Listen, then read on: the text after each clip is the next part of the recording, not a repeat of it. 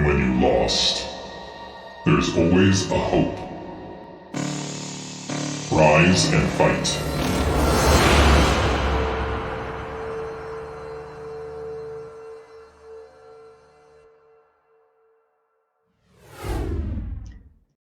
Hello everyone, it's Bonyth and I'll be joining the cast today as the Protoss head, and today with me will be co-casting the one named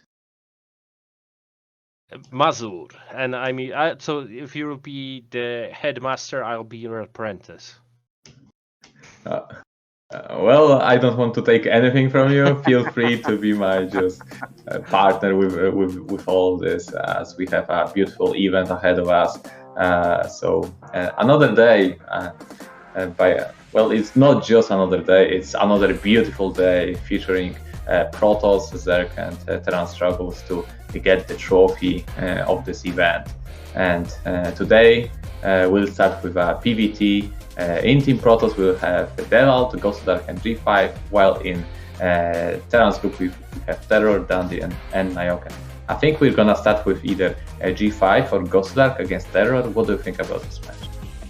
That will be a great match. Looking at the lineups, I must say that the Terran lineup looks really terrifying. I wouldn't like to face them.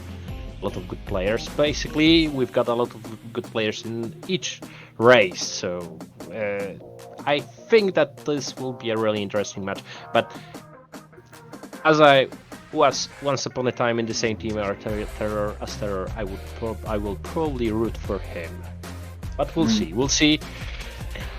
Yeah, the way I see it is like Terror has the most stable lineup, consisting of 3 very strong Terrans, while Zergs and Protosses have that one really top, like that tier above, you know. So this could be, as you said, really interesting day we're gonna have today. Yeah, I'm looking forward to the games. As for the starting map, it's going to be Whiteout. Some people like it very much because of that. There are that areas that are in a kind of fog of war, so it could make at least the early mid game kind of unique. But all in all, what do you think about this map for PvT? I played it only several times, to be honest. I'm pretty inactive in terms of playing, but I watched it. Doesn't matter. It's just your eye, and what can you feel about the map? I think I agree with what you said. The fog of war feature would be, especially at the beginning and in the mid game, will be really interesting. Players might use it in their favor. So I'm really looking forward for the game. This is 3-player.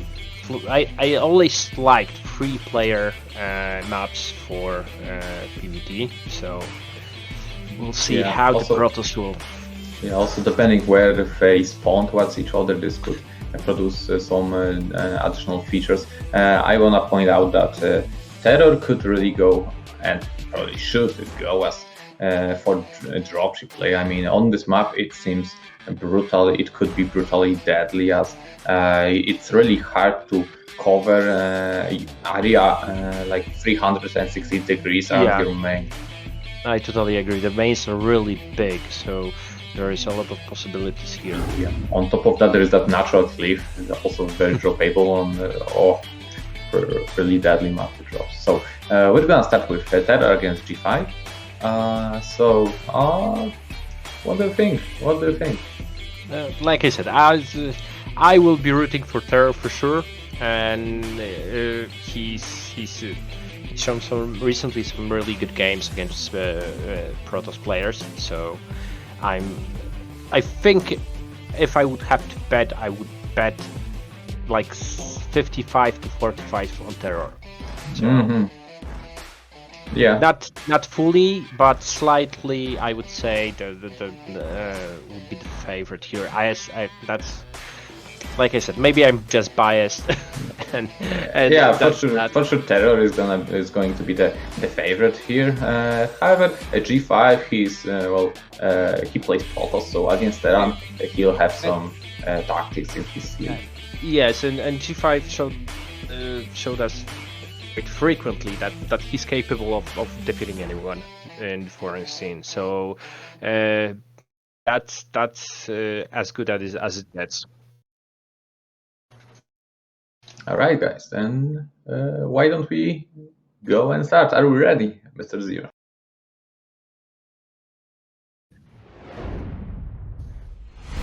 The answer is yes. The answer is yes. Okay. So at the bottom spawn we've got red Protoss G5 zooming in. Zero, our main operator, is zooming in, as you can see. And on the top right, in the top right corner, we've got Terror blue. Yeah, So- I'm not sure if that's Terror or is it Soin Center. Soin Center. It was supposed to be Terror, so I'm sticking to that plan. All right, let's hope that's Terror indeed. That would be really funny if we would cast the whole game saying that it's Terror, and at the end of it would appear, for example, Yeah, I mean, Danny or Nyoken. who really confident that they're the real players behind the nickname? Yeah, that's true. Yes, some random random person from Peru just joined the BSL chat and just announced he's the Terror we know, and then joins the game. But isn't there he's quite frequently changing his nicknames and in different tournaments. All the more reason for a random person to do that. Yeah, I agree. Okay, but what do you think about the spawns?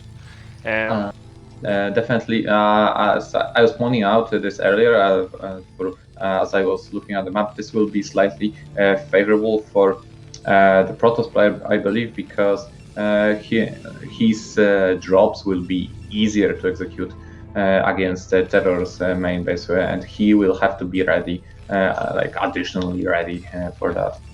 That was the first thing I thought about. Yeah, that the Protoss main is facing Terran's main, so that will make it a little bit easier. Yeah, you can even do some crazy strategies. Either you send a lot of units to that expansion on the 3 o'clock and then elevate it to the main base, or even build a gateway there. So lots of possibilities against potentially stronger opponents. That really. But look at it. Terror isn't going for a gas, so this might be probably an indicator of a fast expansion. Yeah, well, that's a given. So yeah, he'll open it pretty safely, I suppose. Just a command center into a bunker, so he'll just gonna play it safe with engineering bay follow up most likely. Now, what's interesting is gonna be G5 strategy for this game. Yeah, and we have a fast zealot for zealot, so probably you'll have to see how Terror will micro it down. But I don't see on the minimap that the bunker didn't start yet, I think so. Yeah, it doesn't need to be started. Yeah, just 3 Marines should be enough with some average micro. Okay. So we got a gun range, so pretty standard from there. But I saw that probe. That sneaky little probe. So.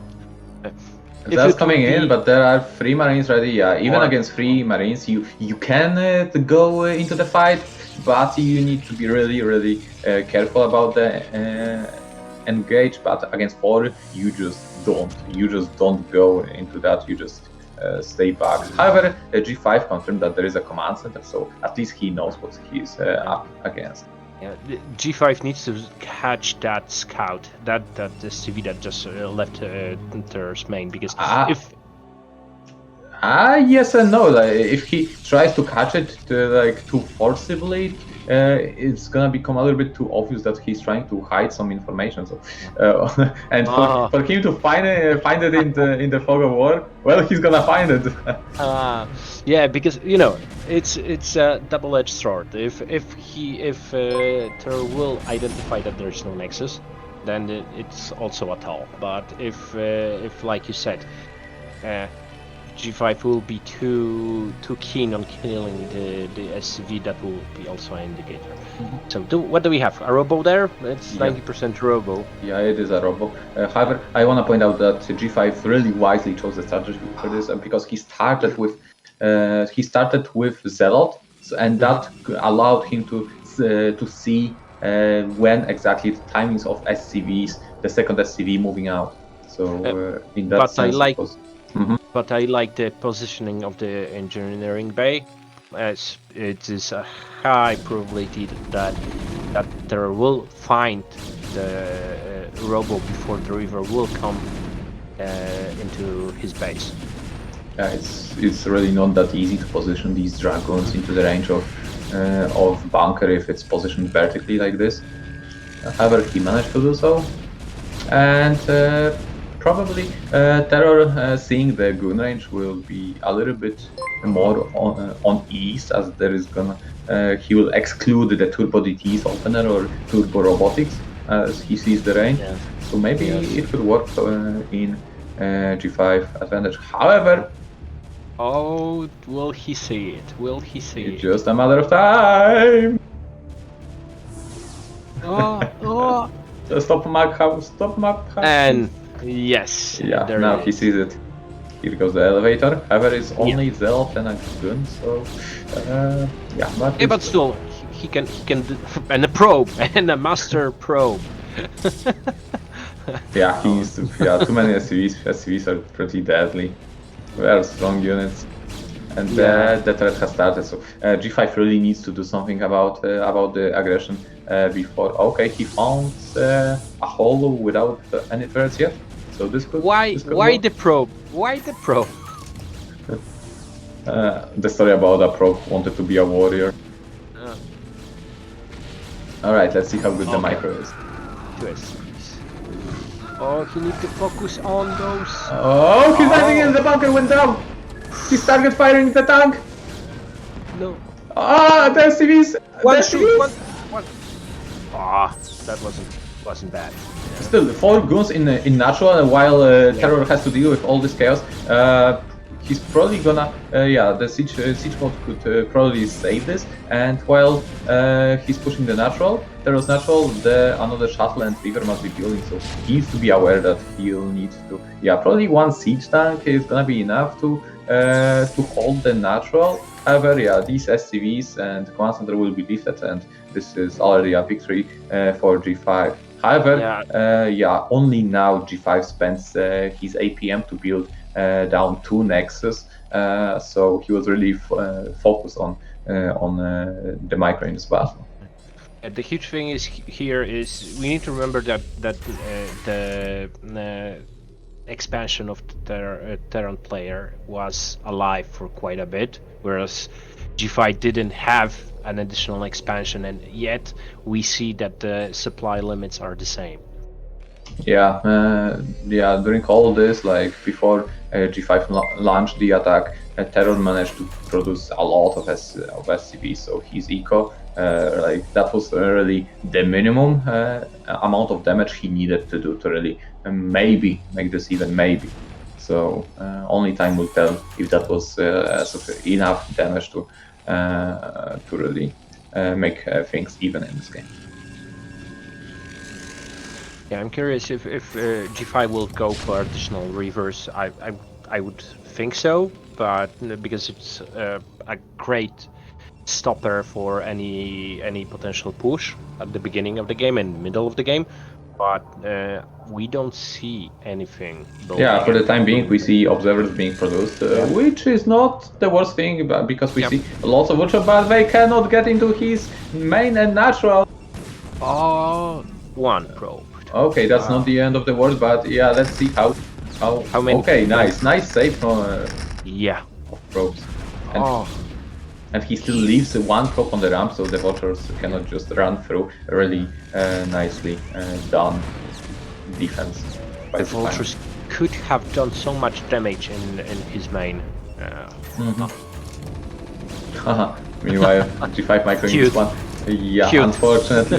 Maybe, just maybe. No.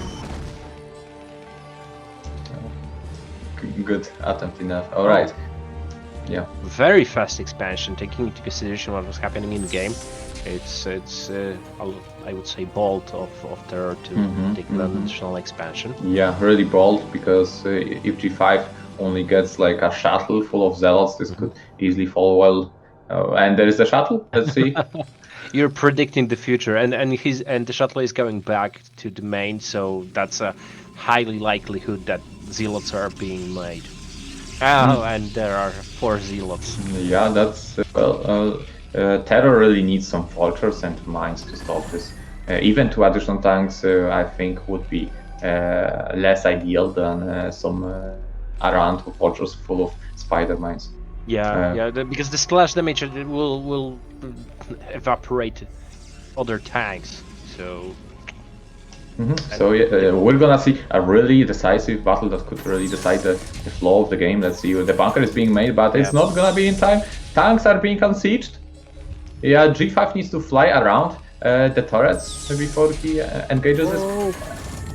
And let's see. And zealot bombing. Yeah, forces unsiege. And now goons are coming in. Yeah, Terror is gonna abandon this position, as he should. He should abandon, move his CVs. Nice moving shots from G5 as he's picking down tanks one by another. He lowered the tank count, and now he's gonna retreat and try to harass the newly made expansion. Still, damage has been dealt. Oh, let's see Stargate. Yeah, and it's really gonna be annoying for Terror to really take this base back. Oh, the mines! Nice. Yeah, that's huge value. Huge value. 3 goons for basically 3 at this stage of the game is really big. Yeah, I wanted to say that the engagement was really nice, because he reduced G5 reduced the number of tanks, what will have a huge impact in the later phase, in the further phase of the game. But those 3 goons for free made it a little bit more equal. Yeah, exactly. And now it's gonna be 3 base versus 3. The worker count seems to be similar. However, similar positions should favor Terran. So soon enough you will see explosion of factories. Let's see. We have an armory. Does it have any upgrades? No. So we could be looking at some early game timing even without 2-1 upgrades. Meanwhile, G5. Yeah. It's not the perfect map for carrier, even though every map is good carrier map. Says the the carrier god.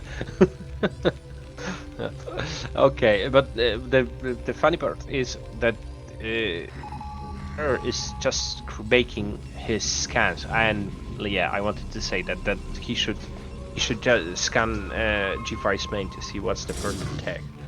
Oh. Yeah, I mean, from Terran's perspective, all you need to scan is the cybernetic core, and you'll see that there is that carrier threat, really. Yeah, I'm always thinking, shouldn't Protoss more often hide those targets? Because everyone is doing it more or less in the same place, but if they would, for example, hide it in the natural expansion, wouldn't be more of a surprise for the Terran player? Yeah, I suppose this could work for against weaker Terran players. As I said, all you need to do is check for that cybernetic core. Is it spinning or is it not?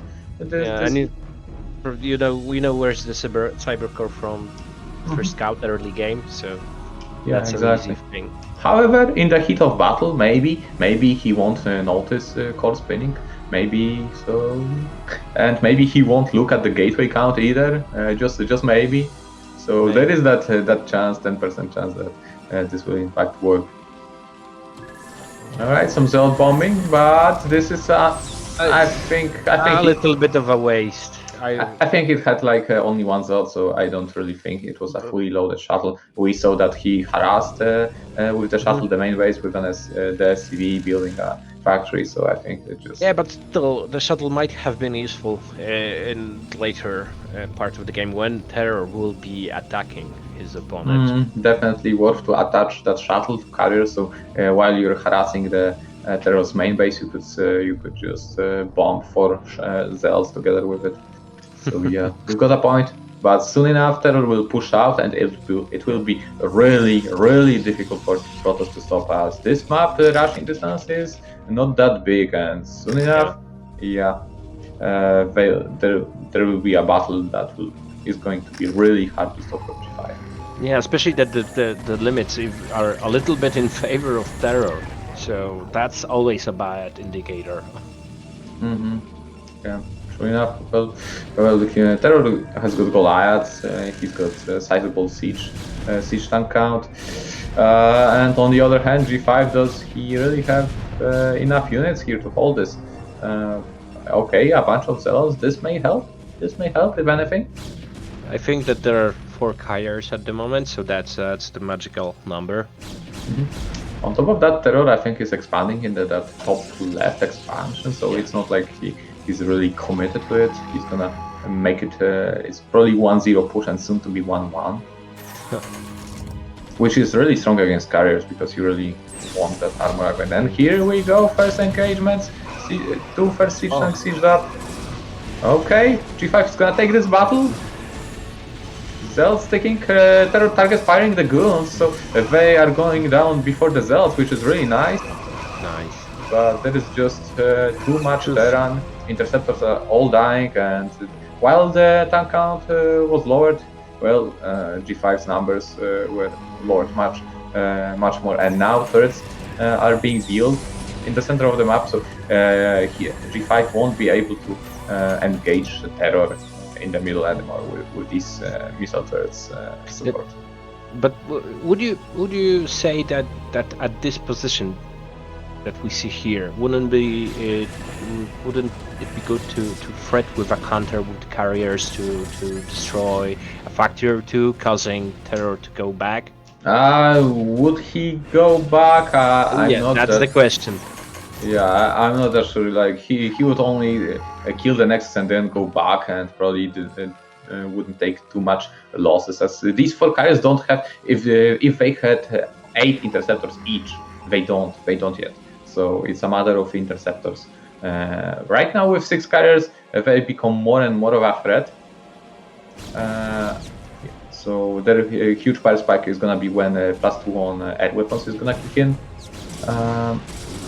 But at the same time, Terror doesn't have +1 on armor either, so very really effective as long as they maintain that 1 upgrade advantage over Terror's plate.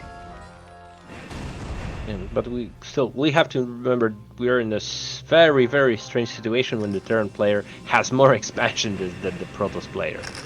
So even if G5 will be able to survive, defend, even counter, there's still the expansion advantage on the Terror side.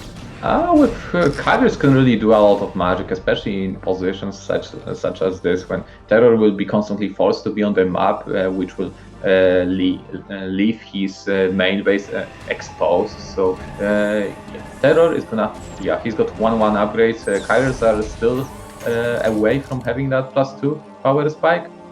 No, they have +2. All right, so still okay. So G5's mission right now is to probably lower the tank count. So just not go into the full battle just yet. However, try to snipe a couple of tanks before engaging. And this position on the middle next to the cliffs, I think it's a bad engagement. Yeah, the choke is a little bit too big. Yeah. And he needs to be careful with these, with fighting Goliaths with carriers, because these interceptors will slowly but surely die eventually. So he needs to be really careful about how he uses the carriers. Okay. Oh. Yeah, he should hold position with dragons like that, while when tanks come in closer, they should be sniped with carriers. Unfortunately, they weren't there, so Terror managed to get 1 step further into his ideal position. Some shots on the carriers, but doesn't mean too much if no carrier dies. Well, there are 8 carriers already, so it's pretty sizable count, and a lot of zealots. So soon enough, there is a chance for Terror to actually could actually break this. However, zealots need to take damage from the tanks. Right now, the bunch of goons on the left side is gonna die. However, so yeah, goons really needs to survive while zealots should be just trading for other Terran units. The Golad count was reduced by a lot, so it wasn't a terrible fight. However, hardly any goons remaining, but still, if G5 manages to kill all the Golads, he'll clear all the tanks, which is gonna be huge. Yeah, we have 5, 7, 9, 10 tanks potentially that can be destroyed. That's a huge number. What's now 1,000 gas? Even though Terra has a bank of 1,000 gas, it still hurts. Yeah, if only all tanks would be killed, that would be a different story. However, they were not. So Golads, Terran can build a lot of Golads at the same time. Plus minus how many factories? 8 Golads at the same time, while only about 2 tanks because of the add-ons and the machine shops. So really, that's why it's more important to zero the tank count rather than Golad or vultures. Okay, so G5 going with a counterattack. That base is already mined out, so it's not a big deal. So he's looking to deal some damage, but is that really it? Okay, now he's turning to the right as he's gonna pick some turrets. Yeah, he should really avoid open fights and be annoying as he currently is.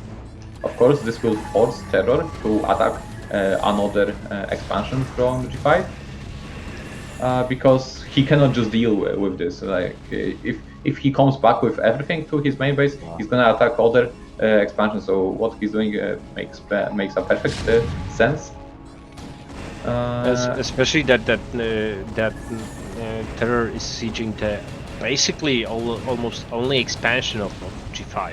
The armory one of the armories got killed, and this is really important because, well, unfortunately for him, he'll be losing a lot of units, probes in the bottom left expansion, which is his about only source of income, so it's really important. However, G5 wants to close this right now. If he goes with everything to the main base, joins with the carrier, this game could be won by him. However, Terror's reinforcements coming back, and he really needs to be careful about not losing the carriers. One carrier goes down, okay, but a sizable amount of Golads also went down, so it's a matter of clearing the rest of Golads. If he can clear the rest of Golads and then stay on top of the factories, it's gonna be really hard even for just depleted resource-wise G5 to win this. So this game is really on the brink of just brink of a win for G5. If he only manages to snipe all these Golads, there's gonna be very little Terror could do about this game anymore, despite having a huge sizable bank. Yeah, his position is really good. I mean, G5's position, fighting in this choke point is really a huge thing. Yeah, on top of that, he secured very wisely. He secured another expansion source of income. So with that, yeah, G5. Look at that interceptor cut. It's just barely enough to fight these Golads, but it is enough. It is enough. Oh, he just needs to be careful. Yeah, he is careful, and now some Zealots are streaming in. Golad spawning from the factories. Terror trying to snipe the carriers. Seems like there is enough Golads right now, but the Zealots, the siege tanks, are doing a lot of splash damage to the Golads. Wow, what a game we see here. It's really surprising and amazing how the game evolved in this direction, because there was that point there when I thought that Terra has a little advantage. Oh my god, right. Right. Yeah, absolutely. So once G5 is gonna clear all these factories, he'll wonder. He sees one raid that could be an indicator of what's coming. So once he clears all the stuff here, all these factories, I don't, even though that doesn't seem to be G5 intention here. Shouldn't G5 target here the second armory? This would prohibit Terror from building additional Goliaths. Yeah, I don't think he's just aware where the armory is. It's really far away, so it's not that easy to spot it. He's gonna kill all the siege tanks. He's gonna kill all the units, and then he's gonna probably kill the factories. This is also you can do it this way, and then he'll start thinking what could make him lose the game, and he should think of another main base being taken, and probably either factories are being made there or starports. Yeah, and that's a nice move, splitting those that group of carriers just to cover a much bigger area of the map. Yeah, he's aware that. The Terror will be building something at the other main, and he's about to fight the question. starports. The question is, Can he kill the control tower before the cloak finishes? He's definitely gonna target fire it immediately. Yeah, no, GG. The cloak did not finish in time. Terror taps out. What a great game. Perfect timing. Especially that G5 didn't have any observers next to his carriers. Losing carriers and being in a position like he was, that might be an indicator of for the loss. Yeah, exactly. He had hardly any mineral left. So yeah, while he should have started building observers a while ago, he did an amazing job to just come to the other main base in time while splitting his carriers to just finish the job with factory. Great game. Right, yeah. I would like to see many more games like this. Yeah, amazing carrier job. Almost perfect play with carriers. All right, so right now we're gonna have PVZ. So from the Zerg lineup, we have who did we have? Shiki, Avi-Love, and who was the third one? And it was Ptak. Okay, so Drone, Ptak, and Shiki. Well, it could be a chance for Ptak to show his potential. And what do you think about the maps? What map is there gonna choose?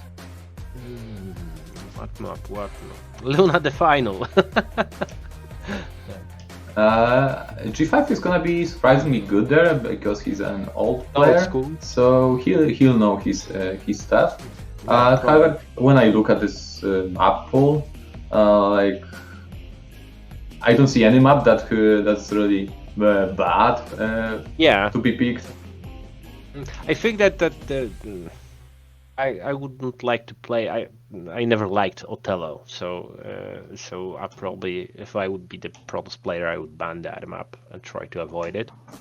It's not terrible. It's not terrible. No, it's not. But like you said, other maps are quite fine. Especially that we have here players that are active since years or rather played years ago. So each and every map they should have experience on.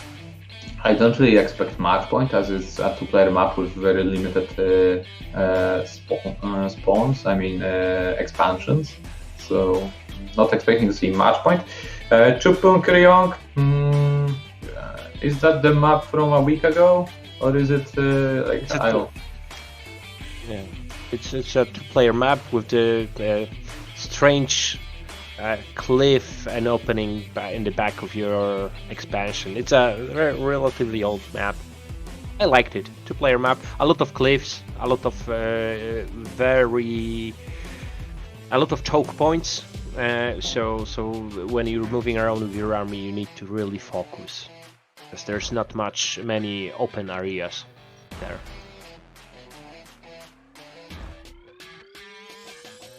Okay. So, G5. I see, you googled it up. Yeah, the third is pretty far away. The third is usually the third map was the corners, top corner or the bottom corner of the map. So it's very, very far away. and it's on the low ground. Anyway, we see Zerg's pick, and it's going to be Ptak, as I thought, and he'll have the choice to pick his favorite map. It'll be interesting what he's gonna pick. If you could see the map pool again, Zero, please. So Power Bond, Mad Point, Transistor, Whiteout, Luna, Othello, Shakuras Temple, and trying to think like Ptak here. I think he's gonna go with Luna. I think it's a relatively old map, simple, no shenanigans. So I would say the thing is, on some of the positions on Luna, you're not. It's almost not impossible to make a good wall in for Protoss. So just because of that, he could pick Luna. Transistor is another really great map for Zerg, as its main base are really exposed to drops, rather the high ground, shall I say, main plus natural. So, but I'm gonna bet on Luna. Yeah, I would. That was my first thought, and usually those are the best first ideas. So it's not Shakuras Temple. Okay, okay. All right, Shakuras Temple, another great map for the Zerg because they have a lot of high grounds to work with. However, because there are so many of these high grounds, it's not like he can just hold all the high grounds and contain him on them. So, there's always a way around. So yeah, lurker contains might be problematic, but still the result there will. Yeah, but after Protoss comes up one ramp, there is another. It's really hard to take control of the center of the map for Protoss. Yeah, it's a wide open space, and but the whole point of picking or rather choosing another ramp would be to make Zerg move his army, and usually, as you know, that at that point lurkers are very, very vulnerable. Yeah, I still remember Devout against Gorenich game in BSL. It was on this particular map, and Gorenich came out victorious against such player of Devout's caliber. So it tells you a story about this map, how strong it is for the Zerg. I'm really looking forward to the game, and to be honest, as a Protoss, I will root for Protoss. This is how it is. But I want to see G5's PVZ. I'm really interested in it.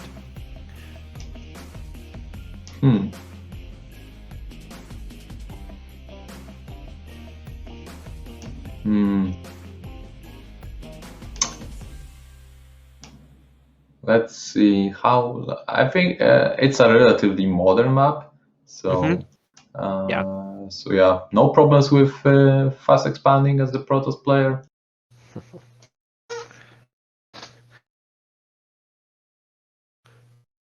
Yeah, and the third expansion is relatively close to the second. So for Zerg, it's I guess in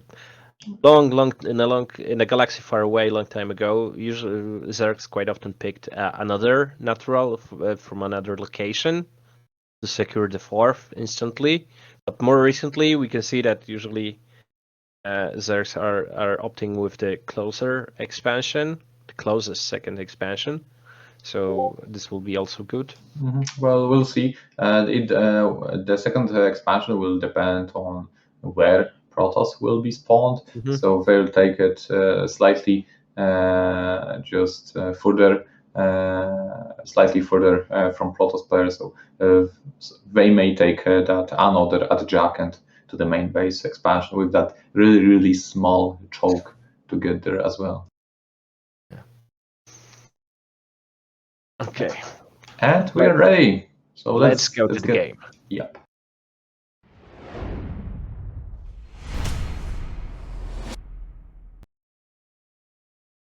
Okay, so at the bottom right, again red, G5, and us in the top right corner of the map, we've got Ptak as the blue Zerg. So, how this will roll out? Let's see. What if the Terran from previous game wasn't Terror after all? No? What do you say? Seriously? Who was it? Who was it? Yeah, that's fine. Our community is like, there are really vast differences in like even 200 MMR. So even if such person appeared, it would be apparent like 2 minutes of the game, and we would know that this guy is no Terran. Just that's the StarCraft world we live in. Okay, so for now everything's standard. We see a pylon in the front of the expansion, so clear indicator of a past expansion. Yep, the pylon is kind of well positioned, maybe not ideal, like a little bit too far ahead, so will be one less room for cannon if there is a need for that. But maybe there will be no need for that. So, meanwhile, we see overpull, and that's a 10 gate. So economical approach, aggressive but economic. And overpull from Zerg. Yeah. So nothing, no shenanigans, no 9 pulls, no 7 pulls, no nothing. So pretty standard opening. Well, I'm a huge fan of 9 pull without speed, or like 11 or rather 10 hatch, 10 pull with double extractor trick as the fire. Oh, we see some Body blocking. Yep. Good Will job he so decide far. on the pylon? Will he decide that this might be a decisive moment of the game if G5 will decide on an aggressive approach? I mean, Ptak is already at 350 minerals, and he built 2 Zerglings already. All right, finally build that hatchery, put it down. This will be a problem in the near future, next 1 minute, because he will have only production from 1 hatchery. So so that essentially got G5 like he won another probe by just doing so. Unfortunately, this gateway position is slightly off. I'm not sure if that's on purpose or not, but there's a freeze-out gap in there, not just 2. And also the probe went down really fast. It's gonna be really problematic. And G5 is faking the attack with the first zealot. Yeah, very wise, very wise. Why just stay in the base to show that? Okay, now while G5 also recognized the threat. That there could be Zerglings marching into his base, so he went back to the gateway's range and gonna stay passive there. No. You're not allowed to lose scouting probes like that. You really need to be careful about them. This is like asking for a 973 Hydro Blast. Yeah, I mean, you just cannot afford to send up a third probe. It just costs too much at this point, so he'll have to play blindly and make good guesses. Okay, cybernetic core before cannon. So yeah, you really want to do that when you're building Zealots. There's no point in playing 2 defensively. Now, while G5 will be building cannon, he'll queue up another Zealot. And once the cannon finishes, he'll move out with 5 Zealots. Yeah. While all of this is happening, he should also stay on top of his pro production, because that's the mistake that happens for every player. It doesn't matter if you're F rank, E rank, or S rank. Every one of these ranks have problems with making enough pro production. Yeah. That's the case for me, for sure. As I said, for everyone, but pro gamers and maybe even pro game. Okay. Moving out with 4 Zealots, probably the 5th one is building, maybe not. However, I'd really love to see a 5th Zealot, because it makes a big difference for the push. Because with 5 Zealots, he could really go in, while with 4, I'd like to see G5. Yeah, exactly that. Yeah. That's Just fair fake it. enough. Make a little bit. These old make- eggs are there is Zerglings. Yeah. they have to be Zerglings, otherwise there is no way Zerg could take such a big gamble. Great play. Oh, the Zerg got separated. G5 is not paying attention. Oh my god. Well, now he is, but was, they're not gonna manage the high that was ground a line. really good move by Pitak. So close over. If they were just holding hands together, these elves, they would be all fine. I don't like the position of the second cannon. That's a little bit. It's not terrible. He still can build a cannon on the left side of it.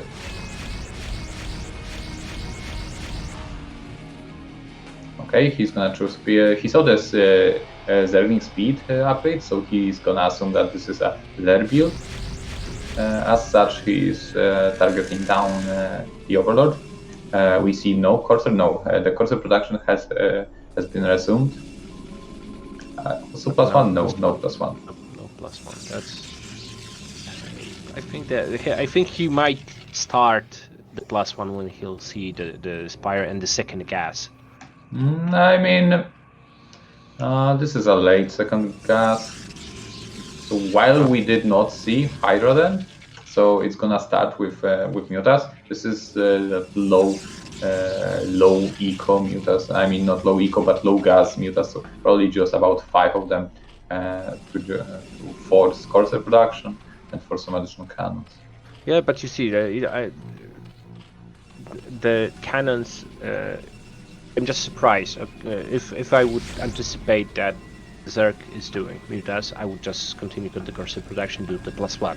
If I wouldn't, and I wouldn't also make a cannon in the mineral line. So yeah, 5-6 courses will be definitely enough in this case, unless we see Ptak going for a third extractor, which would indicate a very Muta-heavy playstyle. Or taking into consideration the position of the third expansion, Ptak might go with the turtle style and take another base.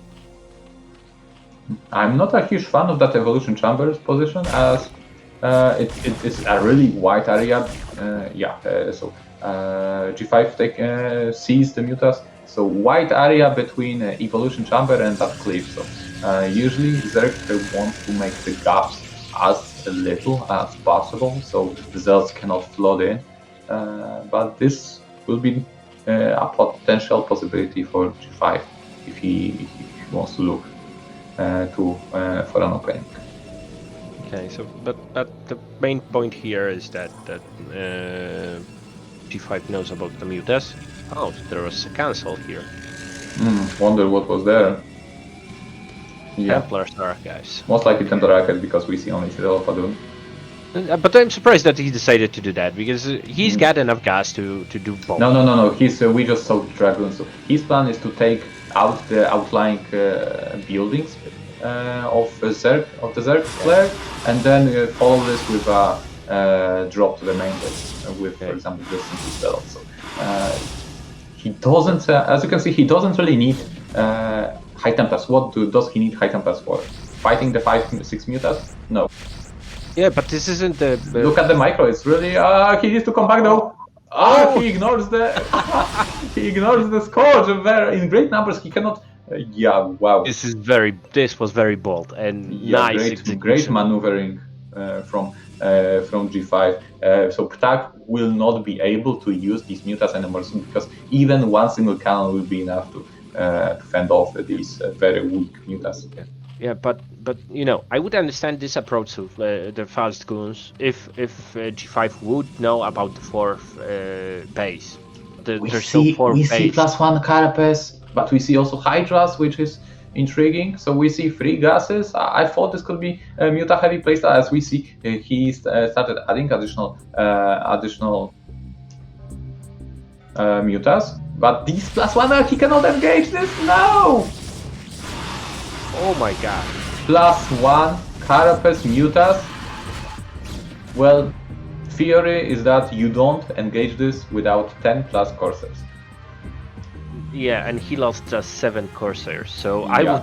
would, Because he had no 10 Corsairs. being Dak, I would just switch to Mutas right now Yeah, at this point, and take Yeah, the it's- another expansion because this is a huge win. it's even more than that. Like Zerg can do whatever he wants, especially because Ptak skipped Templar Archive, so even Hydra switch is gonna be good. Muta switch is gonna be good. Taking a corner is gonna be good. Anything he's gonna come up with is gonna be good. Except sacrificing Mutas. Yeah, that would be bad. Anyway, these guns are without gun range. This is why G5 decided not to attack the Zerg just yet, the outlying hatchery. He comes in right now, so the gun upgrade must be close to finishing. However, the issue is that that's a lot of mutas. Bunch of mutas headed for the main base, and there is another bunch of mutas from, somewhere on the right side. There's also It's a river. Reaver. However, be really careful what your target firing, because if there is an obstacle in front of you, this is heavy losses. And G5 didn't still notice those. Just noticed those mutas in the main, so they dealt a huge amount of damage. Huge. It's gonna be really hard to recover from this one. The river is gonna take forever and even more to take down all these Sunkens by itself.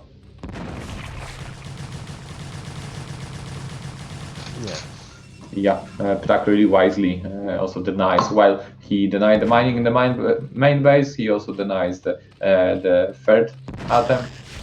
And at the same time taking another expansion in the top left corner, so really good. G5 has only one shot and just busting through this position. So he needs to just forget about anything, expanding, whatever, rebuilding macro. He only wants to go in, kill. But this terrain makes it really difficult for the river to shoot. Really annoying situation. Oh, yeah. That's game problem. Yeah, he's gonna still try to force a fight. I mean, these targets were really lower than mutas alone are not that great against guns if they're linked together with it. But I think that's just barely enough for the Zerg player to hold this. He'll buy some time by going back. It's really G5 who is on the clock here. He's got G5 really has a lot of dragoons in his main base. He's waiting for an observer to come out. He'll retreat for the time being to regroup with his another big group of dragoons. That spite killed two of the dragoons. You know, when I learned about that spike that the Berserk or the main I was like really mad. You were mad? Try asking an average Terran what does he think about it. Yes, I agree, but I'm a Protoss and I was mad, so I anticipate that Terran player would be just furious. Just remember, it's not a book, it's a feature. Yeah, I know. In StarCraft, everything is a feature. Everything is a feature, Oh, that's a lot of goons. Yeah, exactly. So G5 doing really good despite the circumstances he's in. I mean, this is still only 2 Sunkens. Ptak didn't bother to rebuild them. And 2 Sunkens is still a lot.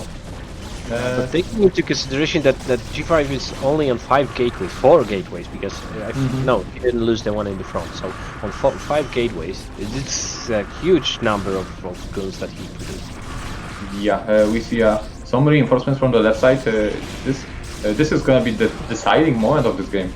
Can G5 really win this with just guns? Now, if the mutas come here to tank some damage with this is really good planning here.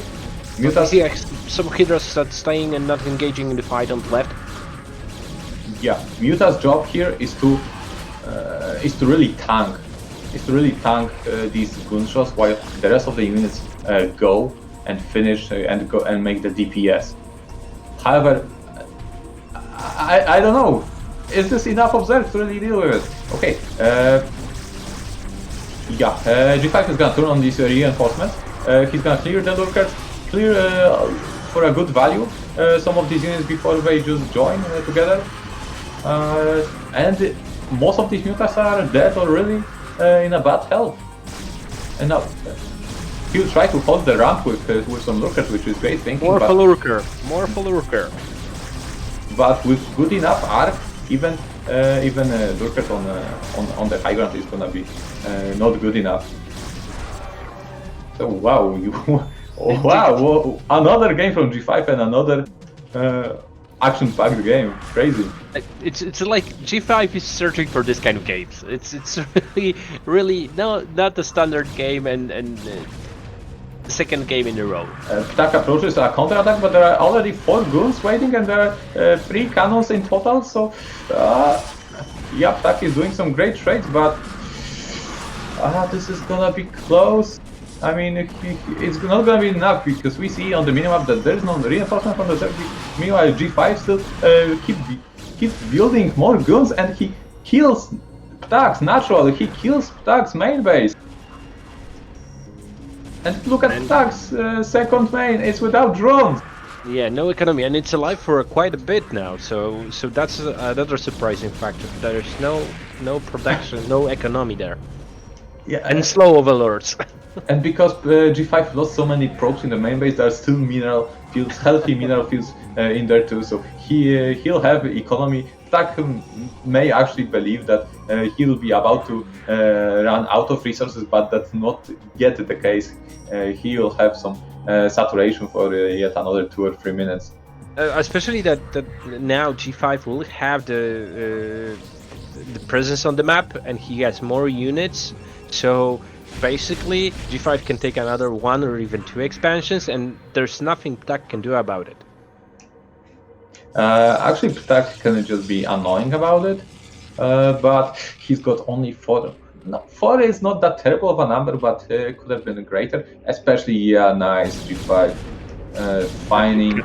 Finding some of these Hydras, it's really crucial. He also micros wounded goons back, so he doesn't lose them. Great maneuvering here. Yeah, he can either force a fight on the high ground. Will he though? I mean, he wants to deal with annoying Zerg forces, but on the other hand, yeah, he's just he got there a little bit too many units. Oh, and another counter. Like, you know what's the funny thing? There's separate from the one river that was at the beginning in the middle of the game. There is no, and the second one right now. There is no those big units that they'll deal a huge amount of damage, like storms, like more rivers and things like that. So then currently we see pure guns. How often do you see that kind of game, that kind of play by a Protoss player? Not often at all. Not often at all. And it turns out, like, I think G5 wants to wait. Let's see if he waits for a second river. Maybe he has 2 rivers already in the shuttle. So he'll just, I think he's planning to pass yet another Zerg base. Yeah, G5 closer and closer to that 20-minute mark when he's gonna really low on resources. So he really needs to set up an expansion. Okay, he's gonna sneak a 6 o'clock expansion, which is really not needed. All he needs to have right now is just to make. He's got gas for observers and put them in specific scouting locations, so he sees the Hydra's counterattacks. However, okay, it's gonna be 1 river. He'll slowly bust this. Oh, Ptak is engaging the shuttle. He can't lose the river. Well, that was painful. However, he's split his units, so he's attacking from three high grounds, 3 places at once, and he's gonna surrender this army and majority of these lurkers. And wow, this is so many goons, and there is no way 4 Sankens with no support can hold this. Wow, G5 is doing this. He's got no minerals left. but he's doing this. He's literally on his last footing, last minerals. My god, G5, what are you doing? I'm really impressed with that. Yeah, king of scrappy games, I think. We need to come up with some sort of nickname here. Yeah, and the price. Wow, speechless. He's doing it. Soon enough, he's gonna eliminate Ptak. He's gonna complete the mission objective for a single player game scenario. And there it is, GG from Ptak. What a game! What a game! At some point of it, I would give G5 like 10% chances of winning, but he did that. He's done that. He won the game. He brought second point for Protoss home. I'm speechless. Seriously, guys, I'm really speechless. It's the second game he did that, guys. Second game, wow, really amazing performance. Okay, so now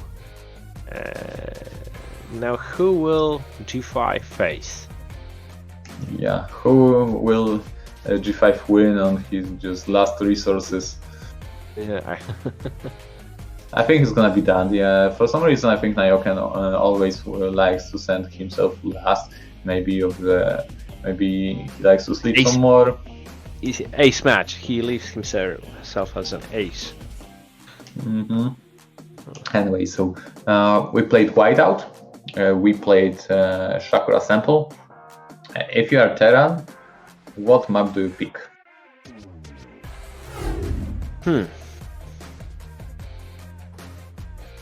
I'm not sure, to be honest. Othello has a lot of cliffs and can be problematic because if there is a cliff over your natural, over your second expansion. So basically, you can be really annoying as a Terran player. I can see Othello as well, or PowerPoint. I think it's another pretty good map for Terran. Yeah, so I think one of those two. Oh, and as we see in the chat on the screen, Nyoken is gonna be the one to play. Nyoken is gonna be the next guy. Okay, great. I'm really looking forward to this game. Well, if it is Nyoken, he likes newer maps, meta maps. Yeah. And I'm looking at these maps and I don't see them. There's almost no new maps. Yeah, so if it's Nyoken, match point could be is possible. However, I'm gonna still stick with PowerPoint. I think I would agree with you that PowerPoint is the likely shocking choice. Okay, and the map is Match point. Match point. Yeah. Nice. Yeah. So while I added match point to the list, I didn't really expect him to pick it because, it's not really favorable for Terran to just have like a blind side, a vulnerability to drops, to arbiter recalls and carriers. However, it has its advantages for the Terran, such as just walking down siege from the low ground, that Protoss natural expansion. Yeah, but I always think that two players map aren't that favorable for Terrans in PvT. I don't know. I just the impression from good old days and. Because you're vulnerable to a gas steal, to some cheese. Your opponent always knows where you're spawned, so those are the risks that usually Terrans need to take into consideration while choosing a map. Do you think 12 Nexus can be even killed on this map, or are the rushing distances just too big? Yeah, we'll see. We'll see how this will play out. Yeah, eventually. I think that. All right, guys, we're ready. Ready to roll. Ready to roll. Yeah. Prepare for fight. ready for fight. So yeah. What do you think? How this will start? Mazur, help me I'm out. still- I don't know who am I watching. Please help. Okay. So we have bottom left side of the map, G5, blue, this time blue, blue Protoss, and red Terran, Nyoken in the top right side of the map. Everyone playing on their nicknames. So Yeah. if that would be a random player, I mean, it's still possible because it's hard to have an account with your main nick on every server because there are 5. So it still could be potentially some random player playing as Nyoken or even G5. So many imposters. Yeah, I mean, it could be Devil playing as under G5's nickname. He's gonna play himself 3 times if needed. Yeah. That would be really amusing. He would just change nicknames and that's that. Really smart way to do it. Yeah. And with a caliber of player as Dawid, to have 3 chances to win everyone, 3 games. I think he could make it. Okay, Yeah, there is so, no chance. so what do we have in the game? What's Yeah, happening here? we have a wall-in from Nyoken, so all possible. Yeah, he's scouting for a proxy gateway. He doesn't really need to do that as he has a wall-in, but he will do that just in case, so he knows exactly what he's up against. Meanwhile, G5, I think he's also a fan of not building 12 Nexus, so a little bit similar to me in that regard. He's going for just regular tech. Same for Nyoken. And then what are we gonna see from Nyoken? Yeah, he's making Marines. So everything totally standard, nothing extraordinary. Yeah, I'm expecting Nyoken to just follow the meta with. I thought that he will jam the marine next to the barracks. That would be really amusing. Yeah, that Marine is now at 35 HP. So if there is an arbiter, it will require to shoot at it 7 times and not 8. Huge game impact already. Yeah. Okay. Third pylon, no faster expansion. Let's see. Nyoken keeps building Marines as he will want to prepare for the incoming dragon. I don't think he even needs a bunker really. There's the high ground. Yeah, exactly. You can just position yourself on top of the ramp, and I don't think Nyoken confirmed any zealots being made, so all the more reason to actually be a little bit greedy on that bunker and speed up his command center. However, well, he just plays the standard that he knows. Yeah, well, always when I think about Nyoken, I imagine him. He's a totally non-cheesy standard player. He's good at it. He's very solid. Yeah. He's got a good understanding. I'm of an market. honest guy, despite the fact I play Terran. Yeah. Exactly. That's my impression of Nyoken. Always. Yeah. Look at me, guys. I'm not dirty. I picked Terran by accident. Look, I can play a really straightforward game.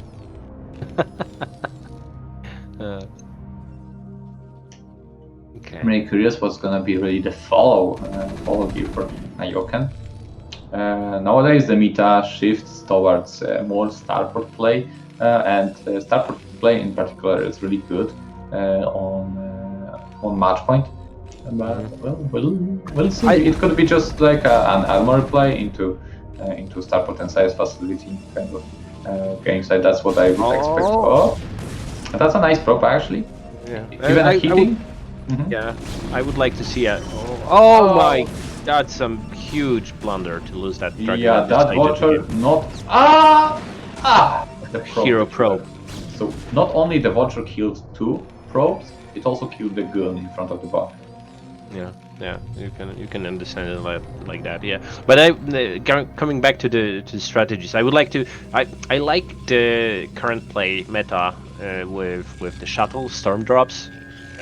It's nice to die, I would say. It's really I think it's a little bit difficult because you need to be fast and everything. Yeah, the thing is, it already has started to develop into another meta.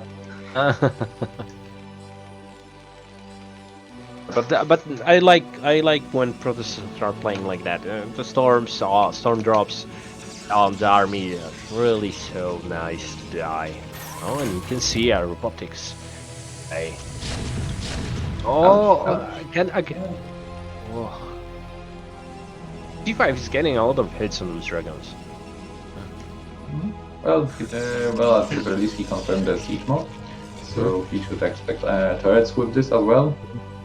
Yeah, and probably that's the reason why he decided for a very, very fast second expansion. Mm-hmm.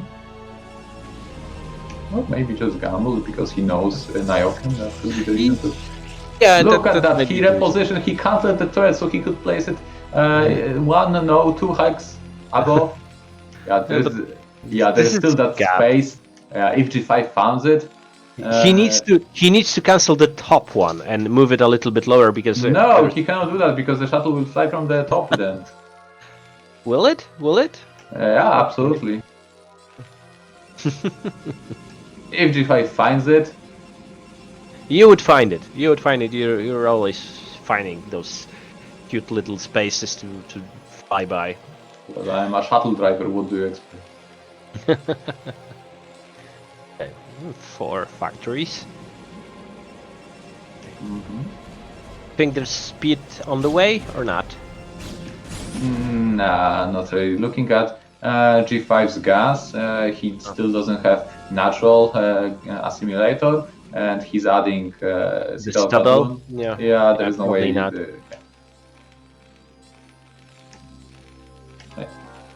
Maybe there is a way, but not really like. Not likely, right? I get it.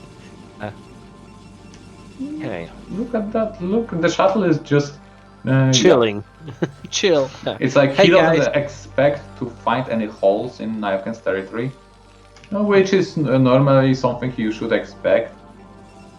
So he's just maybe he's not that comfortable in multitasking, so he prefers to spend his APM on just macroing well. So just Okay. Meanwhile, Nyoken noticed that he still has got no academy, nor is he building comsat stations. So he really, by doing this and missile turrets, he powers up and builds a lot of SCVs this way. He doesn't have that cancellation cut of SCVs period, so he only will build the comsat once he's at like 40 plus SCVs. So he's gonna have already that eco. So really, he got himself pretty nice resources by delaying these comsats. Yeah, and I think that his saturation is really good. So probably we'll see a power up in factories in a moment. Maybe not power up in factories, as I expect more starport and science facility. And then with a third, actually there is a lot of tanks. Yeah. A lot of tanks. 12 tanks. That's not just many tanks, that's a lot of them. Oh, and he found a space, an opening here. Nice. However, does G5 know? I mean, look, where is his observer at? He's at his third. Oh, no, never mind, he sees it. Can he stop it? Can he stop it? This is a lot of Terran coming across the map and shuttle is nowhere to help it. There is speed. Yeah. There is speed. But the army is splitted. Half of the army is at the bottom. Yeah, there is no army for G5. There is no army for G5. Oh my god. There is no army for G5, and even that one river may help, but yeah, only one shot will be fired. This is just so much fun you can give. Just G5 couldn't produce enough units to really hold his ground. Yeah, that river should have been in front and delay a little bit. I mean, yeah, Protoss is at 3 bases. Terran is at 2, so he didn't get that. There was that exactly now is the period of time where G5 built a lot of gateways and exploded. Yeah. However, Nyoken held it just. Attacked just at the right time. Really perfect timing. Correctly identified the 1 or 2 minutes or even less that he can attack and just went for it. Yeah, what's really funny is that Nyoken played without comsat station, so yeah, all he did was an educated guess. Oh, true. Yeah. Okay, so we'll be having a TVZ now, right? Woo. Yeah. Two Protosses commenting on a TVZ. That should be really amusing. Yeah, actually, it's just gonna be you. Be right back. 20 minutes. Bye.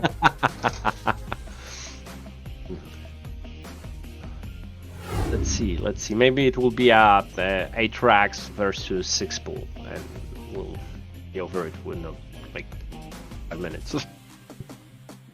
I'm still AFK. Anyway, so the first question is who's gonna join for the Zerg lineup? I think it's gonna be Avi-Love. But there's Drone and Siki. Oh, I see. There is no Avi-Love. There is Drone, yeah. Right? So all I meant is that I think Shiki is gonna wait for his turn. Like he's gonna wait for his possibility to choose a more favorable map against Dawid. Mm-hmm. Probably so, yeah. Let's see. Do we have the players in the game?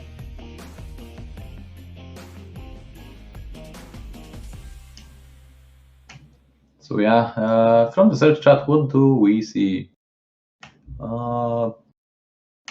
We see nothing. Yeah.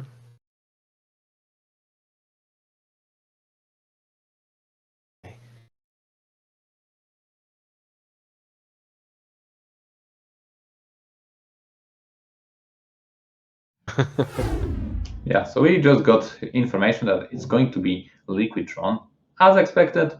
No surprises. Now thinking about Drone and his what he likes in terms of maps. I would expect Othello would be his standard pick, and Chupung-Ryeong would be his crazy pick. Yeah. But that's Nyoken.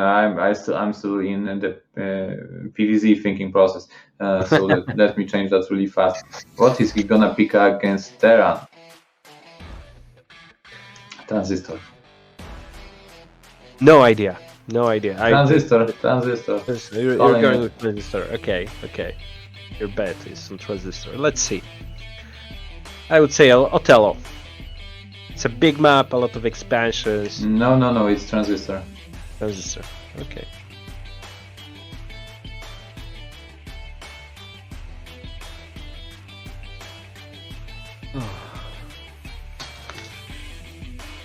So this game, and it's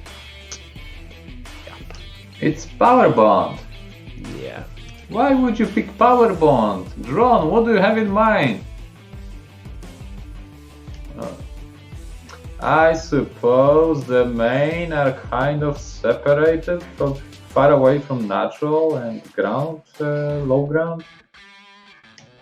That could come into the play, and it's the main base. It's like 270 degrees to cover with turrets. That could also come in play. So yeah, this could be the reason why he opted for this map. But I know I forgot about one thing. Yeah. There is a command center in the middle of the map. You're thinking in infested terrace. Yeah, you know, when I've been told who is playing now, I remember that Drone or other Eri likes Queen play in the mid-late game. Yeah, exactly. So it could be the reason, the command center. That would be really funny. Okay, guys, we just got the information that we're ready and we are starting the next game. Prepare for battle. Now let's get ready to rumble. Right? Okay. So, upright position, Nyoken, blue Terran. Bottom position, Ariador, also known as Drone, red Zerg. Let's see. Bonyth, when you said about the command center, I my first impression was, okay, that would be really, really funny. And Ariador is a funny guy, so he might go with it. Fun is good, but is fun effective? Yeah. I mean, queens are underrated, I think, even against Marines and Stim. And Snare does a lot, so I think it's kind of underrated in my eyes. However, infested Terrans without Swarm, I am not too sure. And probably something. If he would decide to go with that would mean that the game was already decided on, and that would be just like a fun stuff. Okay, let's see. It's really great against Protoss though, infested Terrans. I don't know if I ever faced infested Terrans. Oh, lucky you. You know, I remember a Pro League game against Cal, Protoss Dragon, Protoss player, and really infested Terrans wrecked him. Infested Terrans in Overlords just being dropped on top of the Zealots or on top of whatever. Like, that would be great. Yeah, but you know, when I was playing really actively, there wasn't many games with features like command centers and things like that, so probably that's the reason why I didn't face this kind of crazy build order strategies and things like that. I don't know. I mean, not in the ladder pool, but there were maps during Pro League times. Holy War would be one map. Okay, and we see a fast accepted from Draw. Okay. Fast expansion versus fast expansion. Standard. Now the question is Tron confident enough to build Mutalisks, or will he go with Lurkers? When I think of Eri, I'm thinking a little bit more of Lurkers actually, but still there is no way he plays the Zerg and he doesn't build Mutas at all. I always Eri likes to surprise a person with a strategy, and we have here 3 hatches, so it won't be the fast to hatch Spire option. Let's see what will be Eri's decision.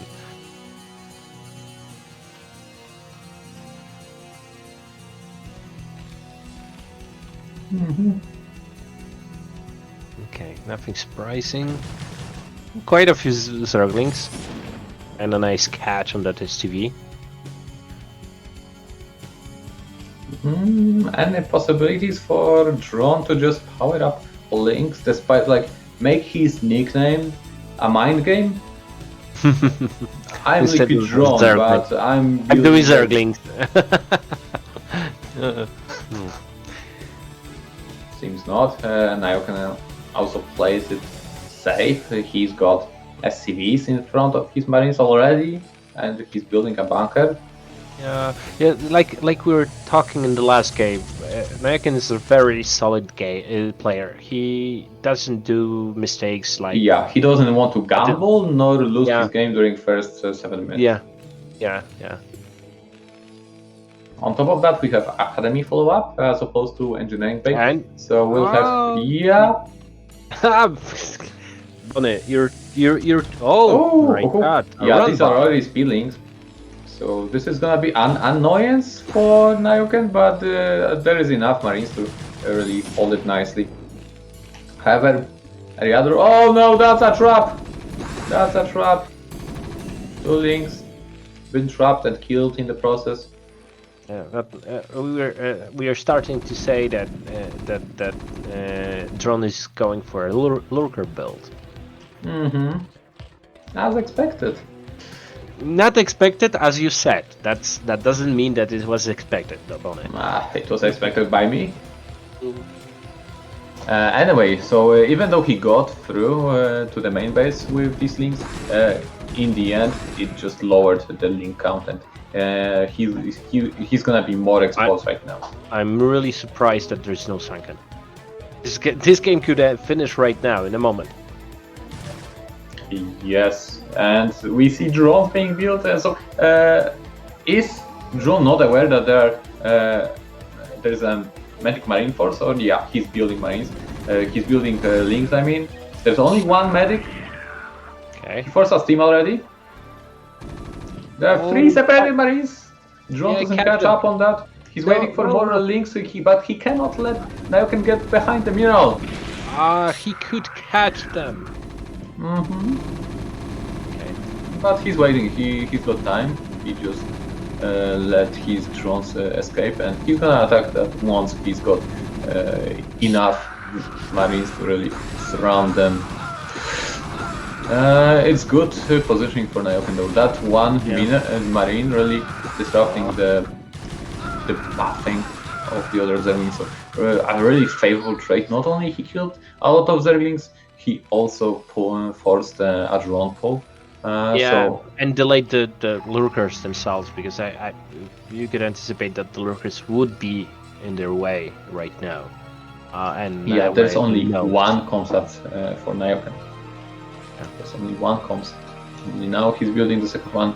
Bunkers in front of natural, but he saw that there were no Hydra risks, so I don't think the lurker threat will arise anytime soon. But remember, this is not just some all-in lurker strategy. This is pretty passive and secure lurkers with free hatch. Not even second extractor was built. It's only now finished. So not every lurker has got to be all-in. We can see 3 bunkers. Yeah, Nyoken had 2 ways of dealing with that. One would be more barracks and more medic marine and be out in the field. Second option is to go for a faster starport in order to have a faster vessel. A faster vessel, a possibility to drop, because there won't, as Nyoken knows that there is no spire, then it leaves an opening for dropship play. Oh, okay, good. Ari is paying attention. All right. Oh, that's surprising. So we see Overlord speed, possibly an indicator of a drop play. I mean, with lurkers it makes perfect sense. Yeah. And does that mean Nyoken is anticipating that with the Wraith, as he wants to kill the Overlords? Let's see. That would be a nice mind game, and anticipation, and then just a good understanding of the game. Yeah, for the time being, Nyoken is looking for an expansion. Bear in mind, he's doing that blindly, without vessels, so they could just go into, wow, there is a siege tank. And 2 bunkers, in the mineral line. He is very, very much ready for the drop. Yeah, he must have seen Overlord speed with scan or something. There is no way he just built that on just guess alone. Some engagement here and there. Unfortunately for drone, the drone got sniped. so he will have to transfer another drone all the way from natural. So this is really looking very good for Nyoken. Zerg is just essentially only on 2 bases for the time being. Well, that being said, Nyoken still without +1 from Marines, and that's already 10th minute of the game.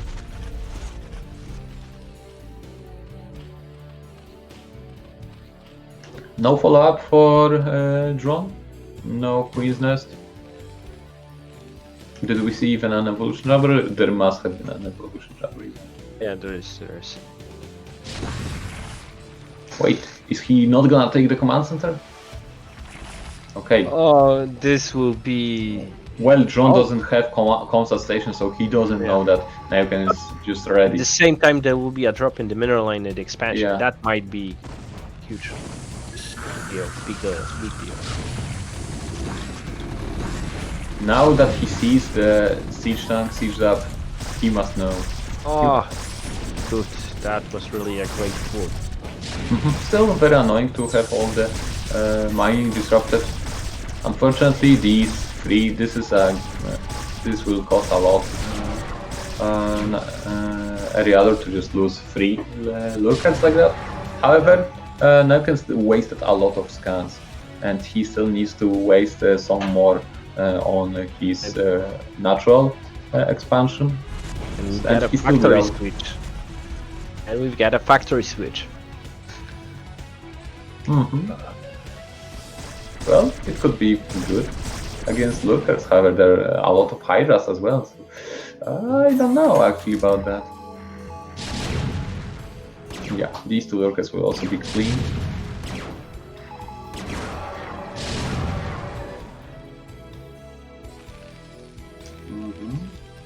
So that's why we didn't see +1 for Nyoken. He planned this all along. Yeah, but still, Eriador will have some time to power up for the additional 4 or even 5 factories will kick in. Yeah, maybe... of course, Eriador went with +1 Carapace because he could have not foreseen that there is gonna be a mag switch, and even against that mag switch, the Marine count is still sizable enough to be a threat. Oh, is that a massive drop coming? Or a fake. Maybe a fake. Yeah, there is a lot of forces in front of Nyoken's natural, so I doubt he's got that many units. Yeah, these Hydras with +1 will deal pretty efficiently with these Marines.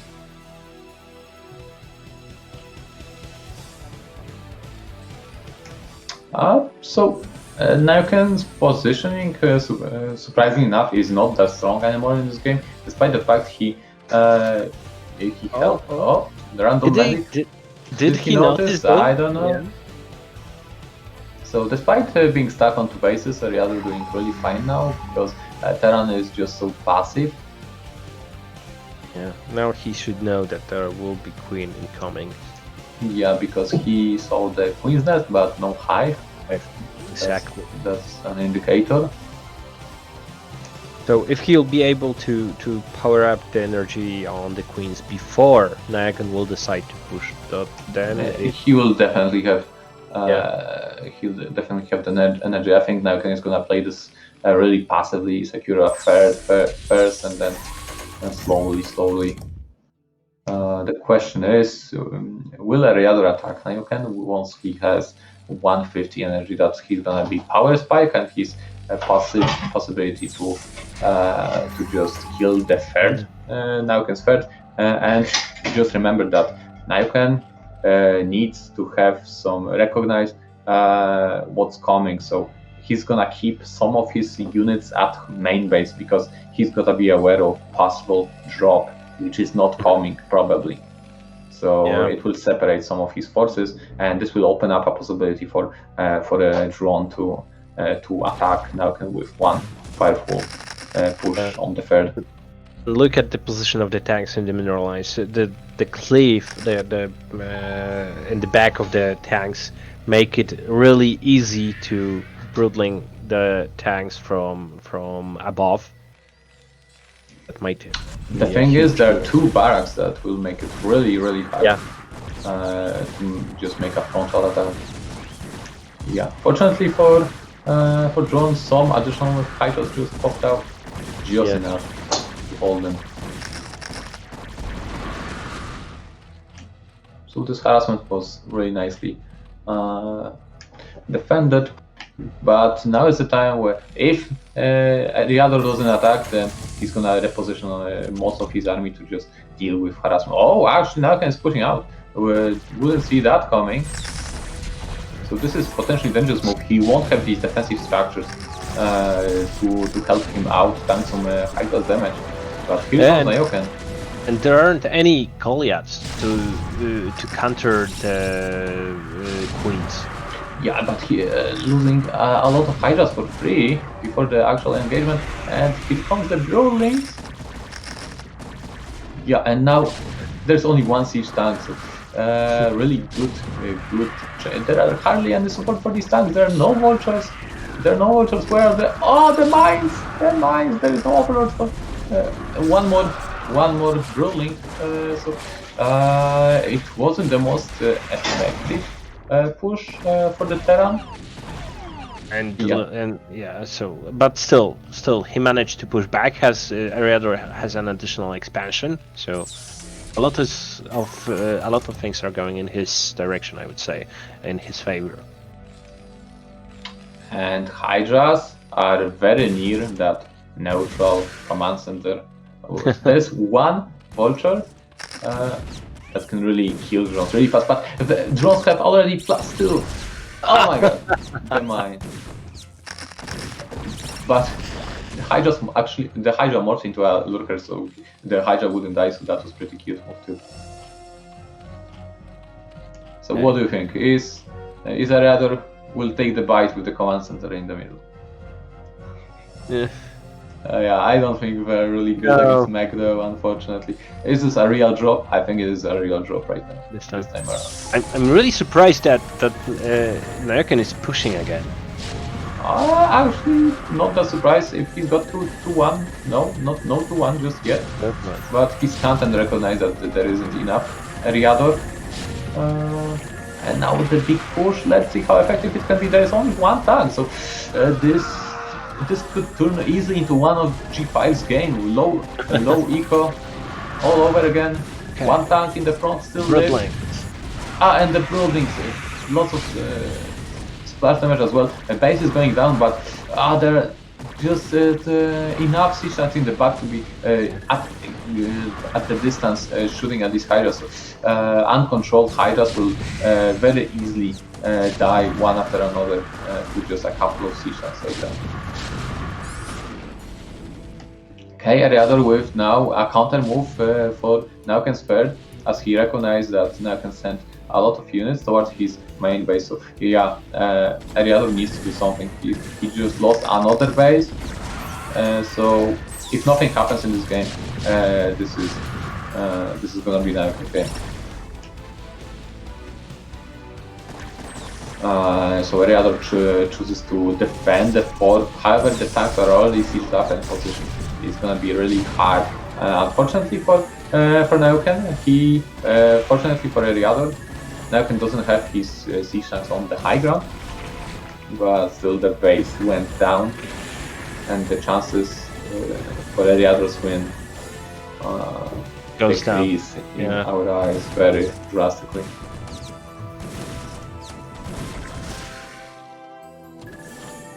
Nyoken very comfortably taking more and more expansions. He's in no rush. He's got advantage. He just needs to deliver it. He just swiped 2 expansions and denied the third one. Defended against the drop. He feels that he's in a really good spot in this game. So he can expand like a beast now. Yep. And look at the supply. It's 76 to 152. Let me do the math. 76 x 2 is 152. Yeah. So let's see. Yeah. Right now, it's just a slowly walking machine towards its victory. There's literally, from Zerg's perspective, I don't think there's anything you can do at this point. Even though this is a good attempt with the 2 queens, however, only one had the energy, so this is a good attempt to shut the expansion down. However, now you can still add 4 fully operational bases.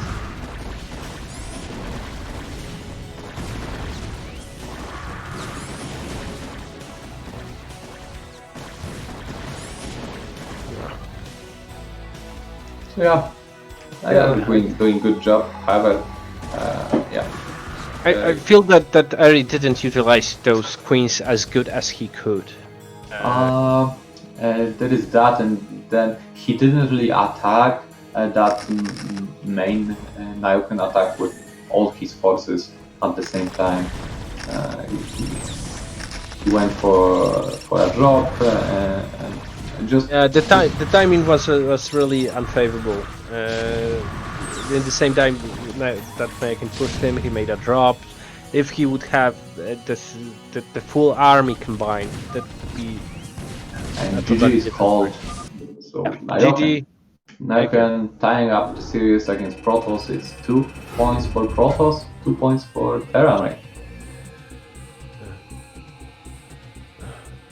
Okay, so now Nyoken versus Protoss, right?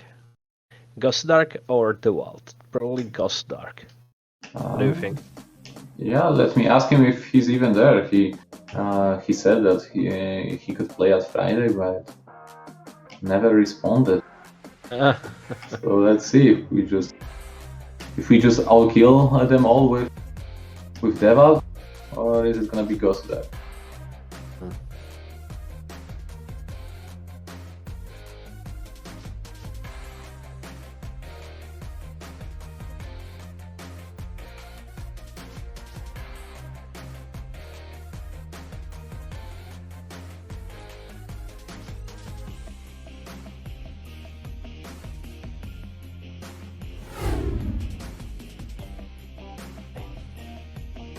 Who's next?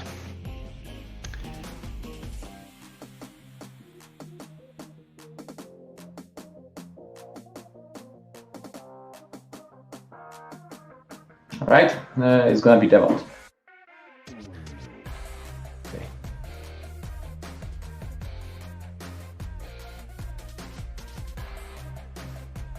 No, we don't know the map yet. So.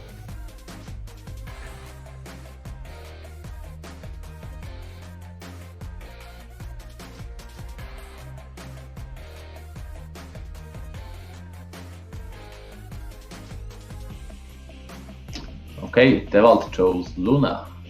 Luna. No, actually Luna the final. Luna the final. Playing on Luna is like going through a time machine.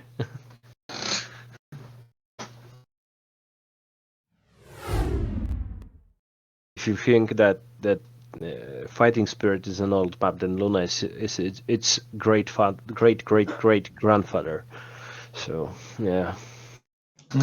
Yeah, it's an interesting map for PvT, and yeah, it is a good choice for Terran as for Protoss, as there is it's really gonna be hard to take a third for Terran, and even it's if he without takes the gas. exactly. Yeah. So we're forcing Nyoken into 2 base play here. Yeah, and the middle is unbuildable, so it's easier to stop the pushes. So no turrets in the middle. That makes it also a nice map for PvD. Let's see. Yeah. Well, Dawid knows his stuff. He picked the right map. Yeah.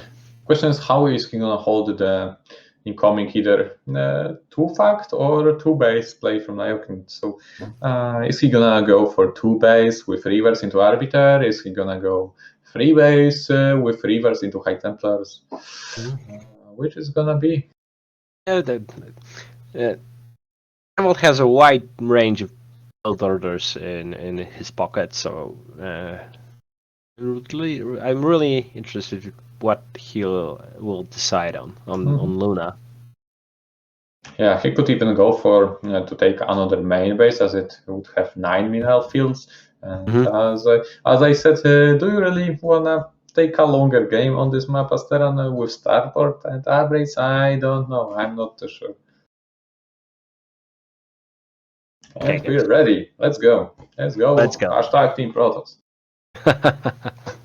Yeah, fingers crossed. You know, Dawid, you've got 2 Protosses on your side commenting. Okay, we've got Luna the final, PvT, Nyoken versus Dawid. Dawid on the right hand side, bottom right hand side, blue Protoss, and Nyoken is the red Terran, again red, in the bottom left. So we have a close spawning position. So maybe some zealots at the beginning, shenanigans, early pressure might be in play. I don't know. Like, if you look at the mineral pathing, worker pathing from minerals to Nexus, they're not the most optimized. Yes, that's at least relatively to modern maps. So relying on heavy mineral strategies could be a mistake. However, well, we'll have to wait and see. Also, the gas positioning. Nyoken will be happy to have his gas on top of his command center, while Dawid will have his gas at the bottom of Nexus. So slower gas mining for Dawid here. He would need like 3.5 probes to fully saturate his gas there. Anyway, we see actually a pretty forward gateway, I should say, and really fast scouting in PvT. So this implicates the Zealot heavy playstyle. I think we're gonna see pylon now instead of a smith for Dawid.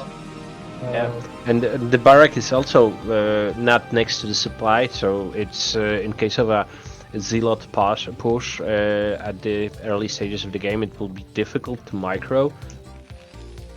Unless Nyoken goes for a second one next factory in his wall, or he's just gonna build one supply depot on the right side of the barracks just to slightly help him with the wall in. Well, we'll see soon enough. Yeah, but because he's gotta expect that there will be cells. If you see the such fast probe scouting, you can like safely assume this is gonna be it. That barrack that supply is really stringent positions. Yeah, I think he's gonna just lift his barracks in just a second. I mean, there is no point in, unless he just couldn't make it yet. Yeah. Well, either way. Bonyth, you know, there's this kind of caster's curse when you say a player won't do something and they're later doing that. And with you, it's a totally different story. You predict how it will go. That's a little bit unfair. Oh, sorry, I played this game 24 years too long. A nice micro from Nyoken saving the SV, and Dawid at the same time delaying the factory, which is really important in this scenario. Nice supply, or is it? Doesn't do really much because Zeus can still walk under two supplies at the same time. Yeah, clearly. Clearly Nyoken is panicking a little bit, but he dealt. His micro was really great. Nyoken's micro was really great. Yeah, now he's gonna build the bunker. He doesn't really need it because 4 Marines is more than enough to handle a Zealot like that.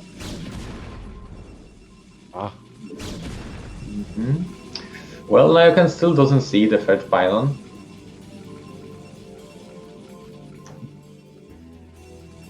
So only 2 pylons, no gun range yet. But Nyoken doesn't care. He dealt really easily with the Zealot. So he can just play his his passive style of playing, and he's gonna be happy because he's got the advantage. He held off Devil's Push really well, and his position in this game is really strong right now. Did Dawid cancel his range? Or didn't do at the beginning in the first place? I'm not sure. I don't remember what he showed to Nyoken. I would assume he never built it in the first place. Yeah, so we're definitely gonna see River in the near future.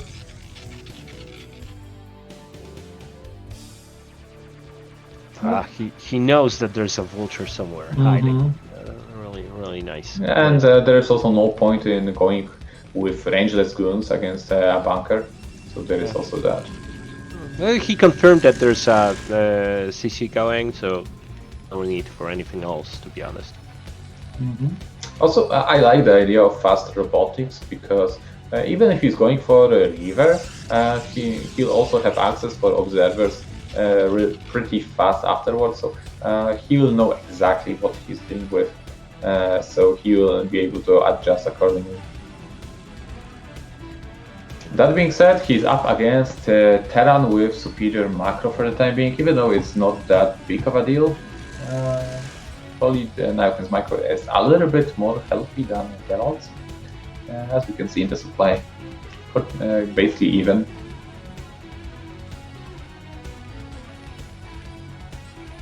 Alright. The crucial thing here will be if any scarabs will connect. Yeah.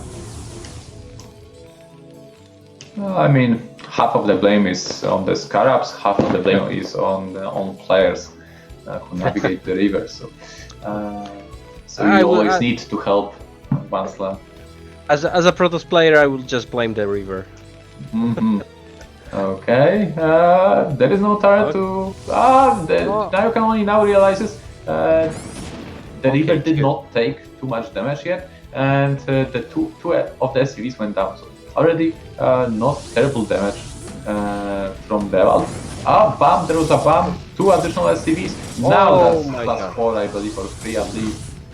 But it's at 9. It's at 9. Yeah, Dawid playing a little bit with fire here. He's already done a good job here. Also, nice play on wall to prevent Vulture from harassing. And now he sees that there are 3 tanks in the main base, so there is nothing stopping him from dropping in the natural again. He checks that, he's gonna fire, yes. Look at that, he took the safe shot. He didn't want to take a chance for one great shot. It's like, and he's going back to the main base, even though this is a slow shuttle, he's doing so much damage with it. Oh my god, these all SCVs were wounded. If the star would actually explode. You see, this is the river's fault. The position was really good. Yeah, it really was. It really was, but the game decided that the river dealt enough damage, and this shall be enough. That was going back to natural. I think this time Nyoken will be prepared for it. Yeah, he's got a siege tank in there. Oh, bam! Oh, bam! I think they just wanted to take out the missile turret there. Yeah. The siege tank was just barely in range.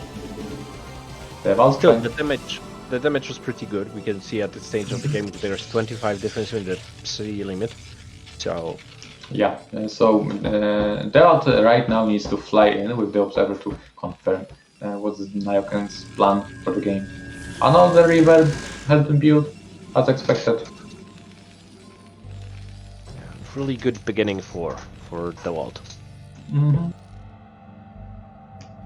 Now he should also build a second river and then proceed to just delaying Terran's push and buying time until his third. Is that the second river? That could have been the second river. Yeah, I think it was the second, but because the first one already was waiting, and this one just popped out. So I think Nyoken will try to do something similar to what we saw in the game against G5. Yeah, 4 factories, some marines, lots of tanks, but this time there are 2 rivers waiting outside of his natural. That did not happen in G5's game, and that's really not that easy to deal with as the Terran player. Yeah, Luna, the final forces, final fights a little bit Earlier. fast, yeah, earlier than other maps. Now you can see, that Vulture actually managed to get out, which is gonna be annoying for the Vault. Observer sees the tank move out. Oh, where is the shuttle? The shuttle was there in time. One important tank has been killed, and now the other is going in, but the Barracks is doing so much. really the river surprised. trades. Okay, he just traded some units for his 2 tanks. No, when we didn't see the shuttle, I was holding my breath there. Yeah, we see another shuttle, which is gonna be loaded with zealots for the incoming push. Yeah, they are just gonna keep loading and unloading these rivers until he bought himself enough time. Fadun is kind of late, to be honest. So he's gonna buy a lot of time, but he's got a choice to just fight Nyoken's army with just goons and that one shuttle with zealots. And here comes the zealots. Oh! That's extremely risky as these rivers are very low HP. All in all, I think it was not worth it in the end, but at the very least he didn't lose any of the rivers, which is right now very important. Great vulture maneuvering. However, for 3 vultures, 1 cannon is gonna be enough, so not the end of the world. Armor is so very late for Very, yeah. Yeah, there's gonna be no upgrades for him in quite a while. And bam! Another tank popped off. Oh, this, yeah. Siege tank range never stops to surprise.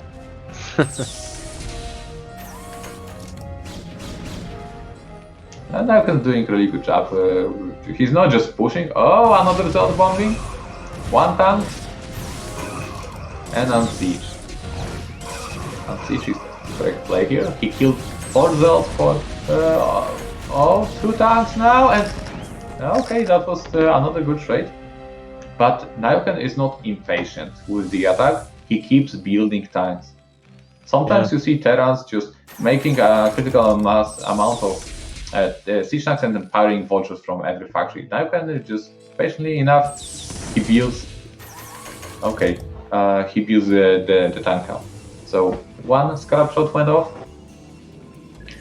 So there is no that critical amount of 2 rivers able to just one-shot tanks. So Nyoken will be able to repair these wounded tanks. Yeah, but we can see 3 shuttles in total. That might be a big deal when Terran player will be pushing in a moment.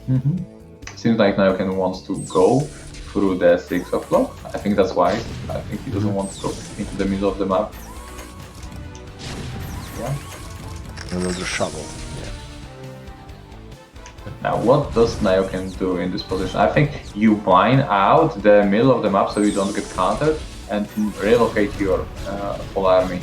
But he needs to more support for these 4 tanks. It's a little bit too weak of an army. And the army in the back isn't supporting the army in front, so and this move was needed. Yeah, but at the same time he needs more mines in the front to buy himself time for these tanks to eventually move back. So yeah, he'll leave some couple of these tanks in the back, just 2-3 tanks like that to.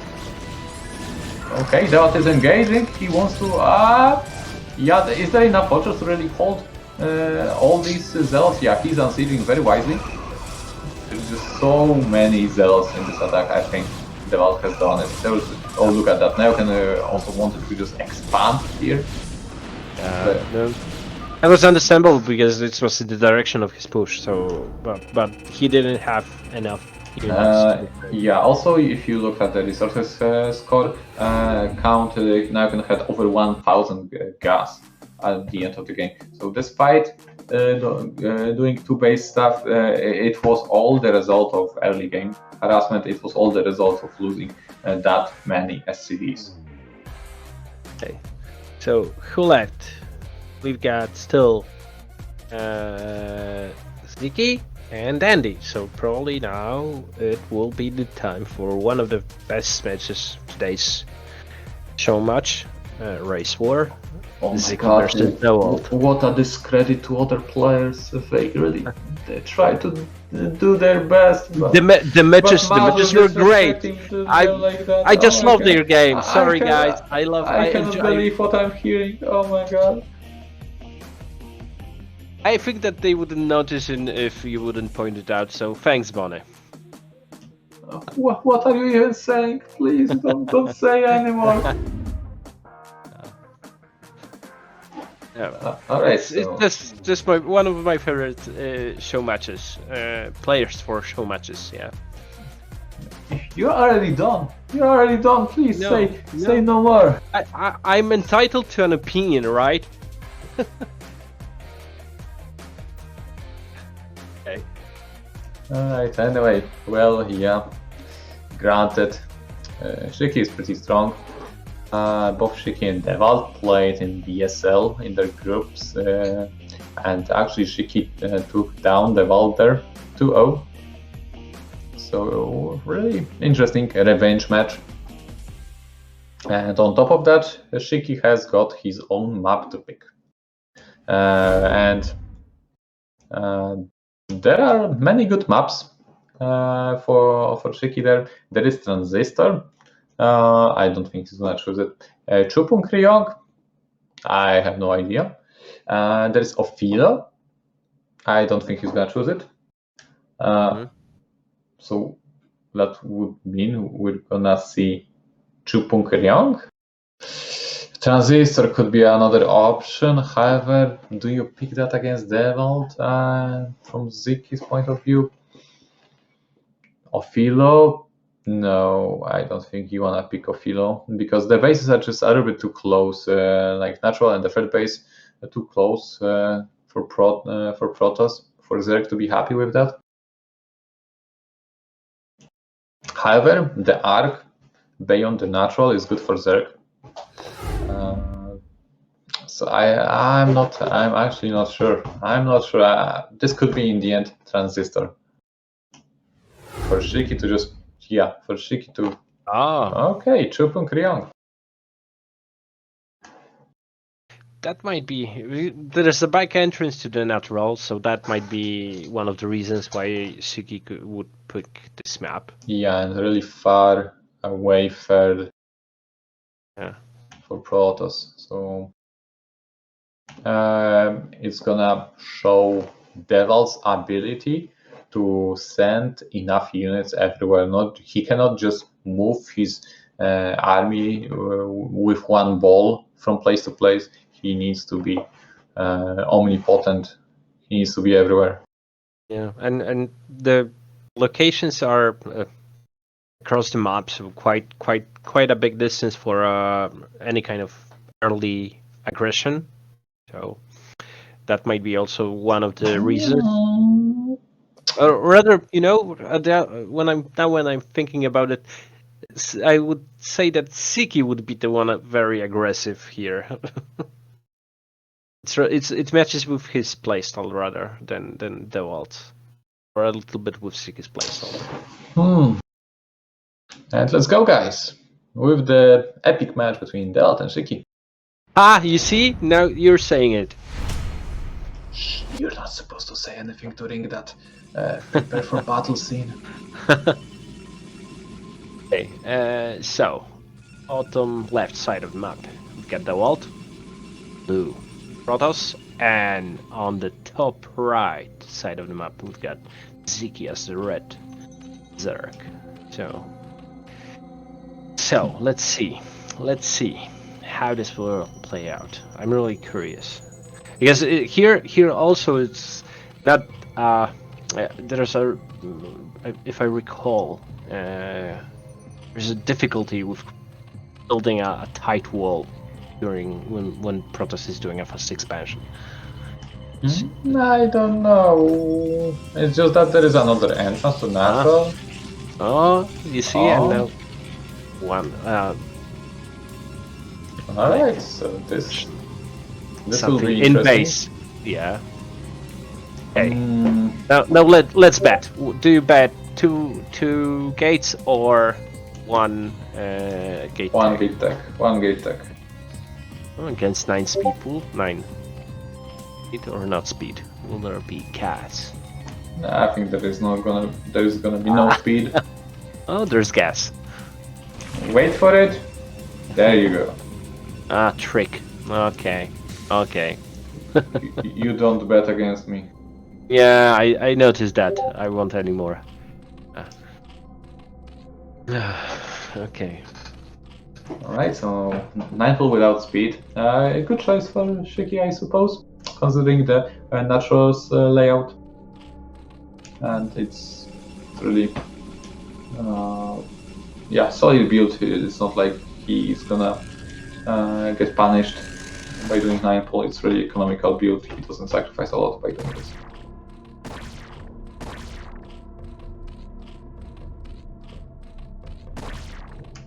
Shiki showing off some good drone skills.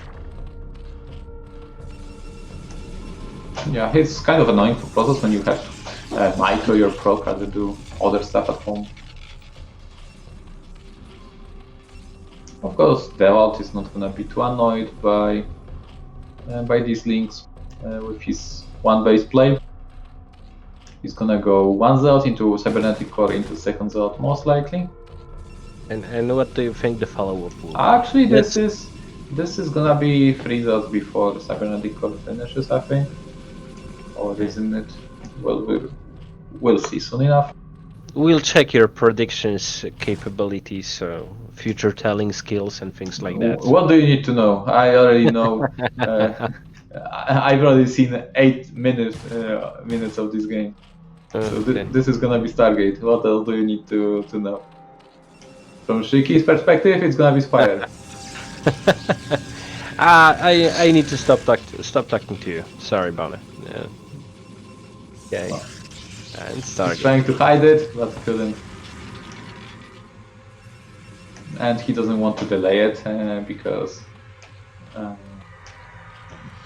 he needs the Corsair right away. So to deal with the Corsair, he'll need Shiki will definitely need some Hydras, but then I think later on he will want to transition into Mutas.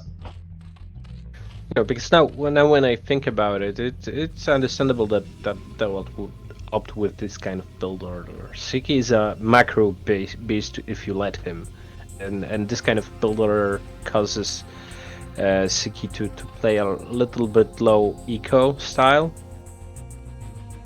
Maybe that's the justification behind that. The thing is, Shiki is gonna have 3 hatcheries, and whenever Dawid fails, Shiki will be able to produce shit tons of drones out of nowhere. 3 times the amount Dawid is able to produce. So this is the thing about Paździor of Dawid's build. So he really cannot afford to make any mistakes. DT follow up. This will help him secure his natural.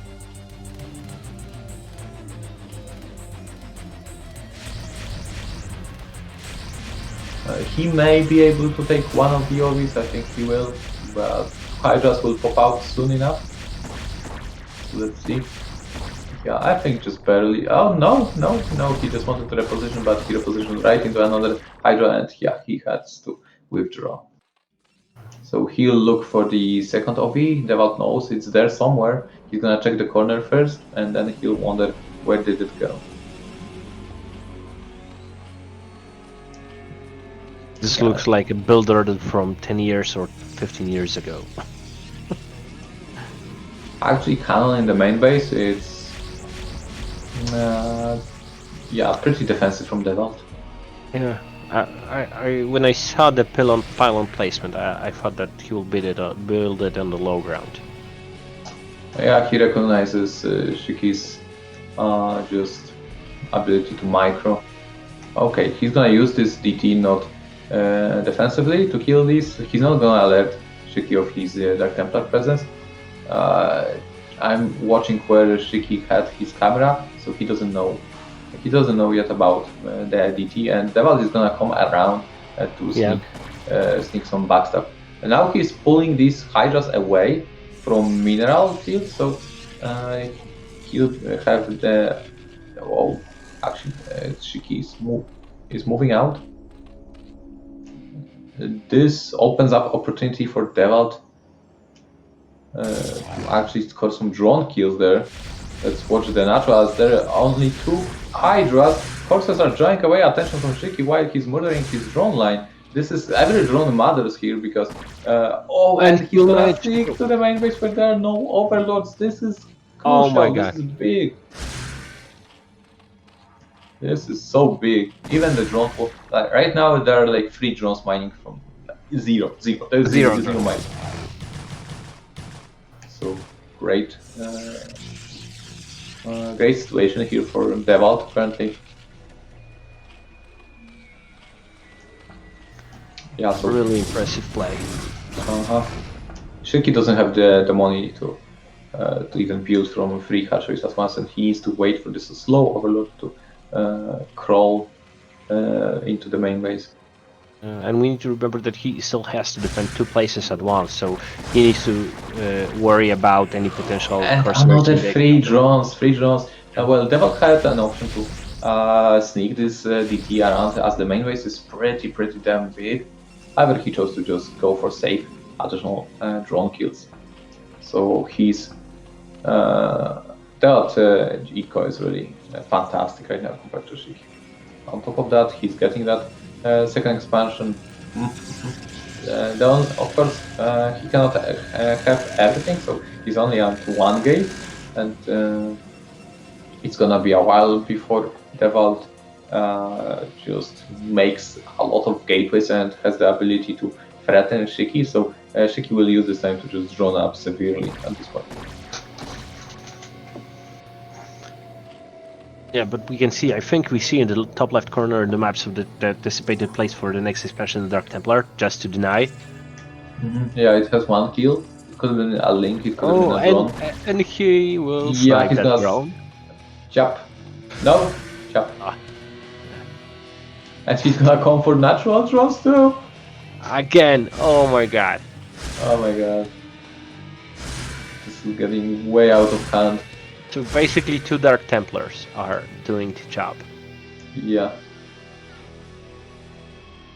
Yeah, funnily enough, like if you look at the numbers alone, it's just doing all the DT's work. That first DT's work was just about enough to equal the game, maybe slight advantage towards Dawid's, but just a slight advantage. But now second DT was really crucial. This shows you how much you actually need to do. You cannot just do nothing because Zerg is gonna be advantages. Oh, we've got lurkers now, and he's that's really brilliant understanding and feeling of the game. Yeah, he's anticipating because he saw speed OVs. That's explainable because there are Dark Templars on the map, but he didn't see the lurkers, and still he anticipated that they might. He saw something with the Corsairs in here. I think he saw an Overlord headed toward the left side, and that was the indicator. Yeah, so annoying map. Look at this, so many possibilities. Yeah. Oh my god. You can drop everywhere. Yeah, get me out of this game. It's easy, Ovi. Okay. Yeah, hello. Now the 2 cannons. Hello, Ovi. Hello, Ovi.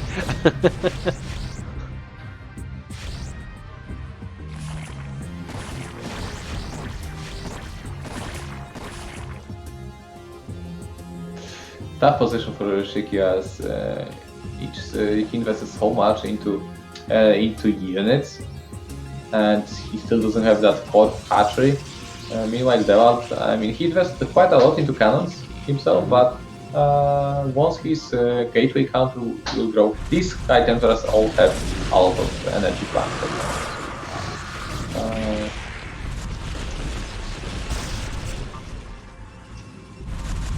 Yeah, Dawid tries to protect this area as he doesn't want Lurkers behind. Wonder what his robotic status and observatory. He should be. I think it's absolutely finished. Yeah. Yeah, just about the time of the observer. Another.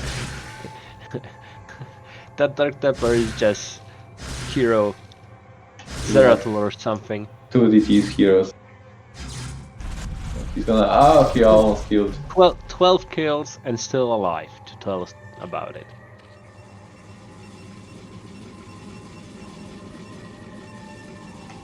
Yeah. Well, yeah. It starts to look a little bit dramatic for Shiki. He's some sort of a miracle.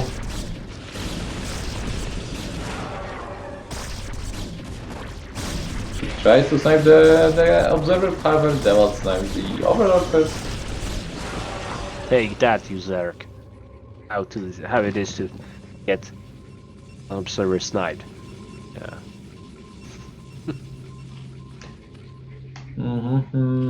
What are the options for the Zerg right now to come back to this game? To be honest, Dawid would have to make some kind of huge mistake. He would have to attack into lurkers and lose the observer and still not go back, something like that. Because look, at this point of the game, he's 40 supply ahead. The third expansion for the Zerg just started working, whereas the Protoss has his second expansion since quite some time now. Very, very tough spot for Shiki. Yeah, Dawid has like about 6 or 7 gateways, while Shiki has only got 4 hatcheries to work with. So huge difference, and now comes the attack. Dawid moves back his cells because all he needs to fight this with is just goons and storm and save cells until later on when the lurker line will be weakened.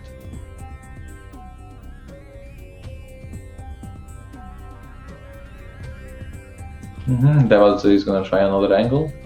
Yeah. This map is a little bit problematic with the unit movement. You need to be very careful while going through those choke points because units like to go in a different way. Yeah, it's easy to lose some units. And the way you need to build finance around your expansion is also fun. It's like, you know, this map is really a nightmare. Yeah, if Dawid wouldn't have to do so many cannons, probably would have like 4 or 5 gateways more. Okay. Oh, and a drop in the same time, and a counter from the Shiki. Yeah, Shiki has no other way. There is no time to secure this base, so he's gonna go for a trade. Try to make something happen. And cannons here. At least 1 storm is ready, but there is a bunch, and even yeah. Again, a Dark Templar. Shiki needs to kill Protoss Natural, and this is his win condition. Can he do that? There are 2 storms available. Down goes the second storm. The first storm actually there is a main base High Templar with 2 more storms, and GG. And we have a GG.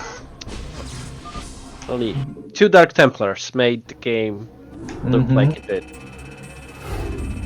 Yeah, and despite all of that, Dawid in the end had only 3k resources lead, despite all the DTs dropped. So if you, a little Protoss child, think that one base play is good and cool, flashy, and don't do this at home. Yeah, it's as you said at the beginning. Dawid couldn't make a mistake, and he didn't make a single mistake this game. Not just that, he had to make a move that would take something out of. But you know, he took out 20 drones or something like that. Yeah, 20 drones was about enough. Yeah, and he was prepared for the drops that were incoming. So Shiki had to spend a lot of money to create the upgrades and everything, and basically didn't work at all. So there were a set of factors that had to happen so that the game looked like it did.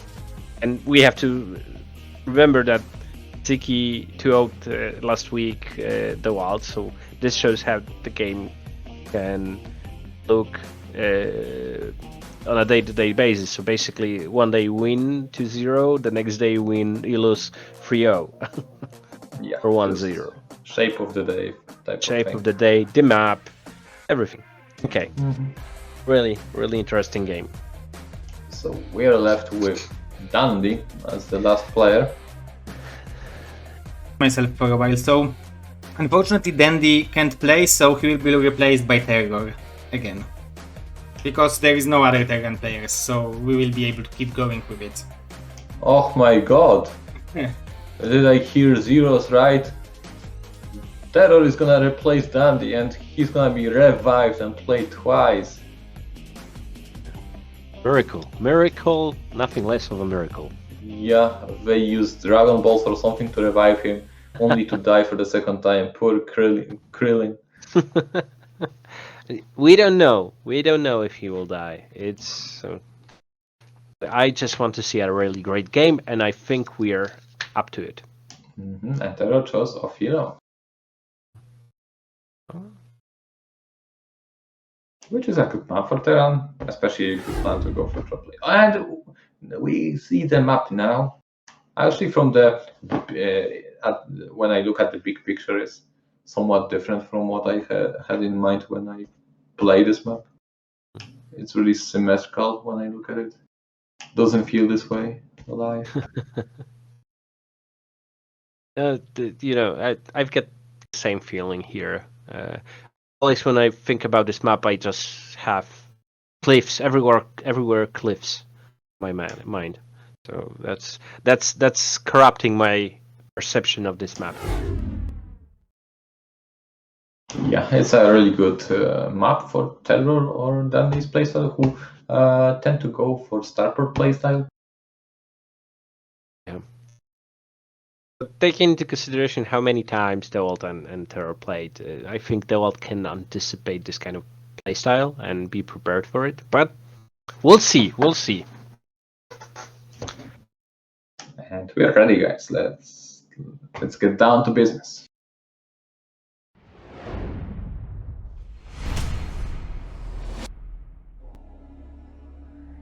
Okay, we've got reincarnated, revived Terror in the top right position of the map as a blue Terran player, and the red Protoss on the bottom left side of the map is Dawid. Is it really Terror though? Again, yeah, we assume it is. Let's just stick to the story that it's Terror. Is it Dawid playing second time after he already been killed once? Now Dawid is playing Dawid. But Yeah, right now he is. Yeah, if you watch Dawid's stream, you know that he likes to play Terran from time to time. So. I don't know. I have no guarantees, but okay, I'll trust you. Okay. So, my money is on drops from Terror. So, let's see if at least this time I will win something. Yeah, that's a safe bet. Normally I'd say Dawid could go for 12 next on 4-player map, but because there are these cliffs, it's not gonna be the case. Like the starport literally counters it.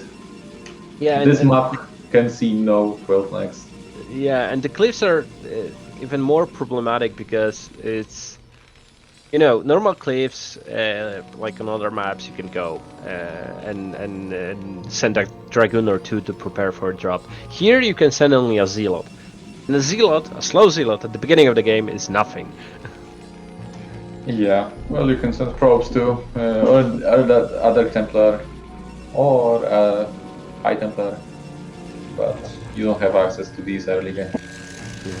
Yeah. So that makes it a little problematic, and and suggests what this build order should be. No surprises. We're gonna see core. No scouting for the Vault yet. No Play gas this from economically. and no gas from Terror. Mm-hmm. Okay. This is possibly a command center build unless someone else plays as Terror and doesn't know that he needs a refinery. Well, we're about to see.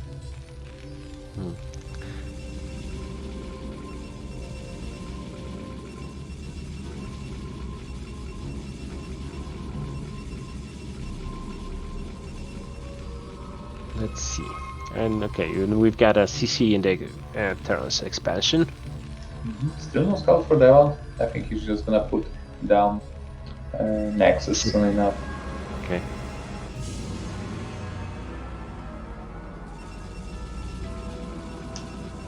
Or he could just scout with guns. Like there was a period of time where Protoss could do that.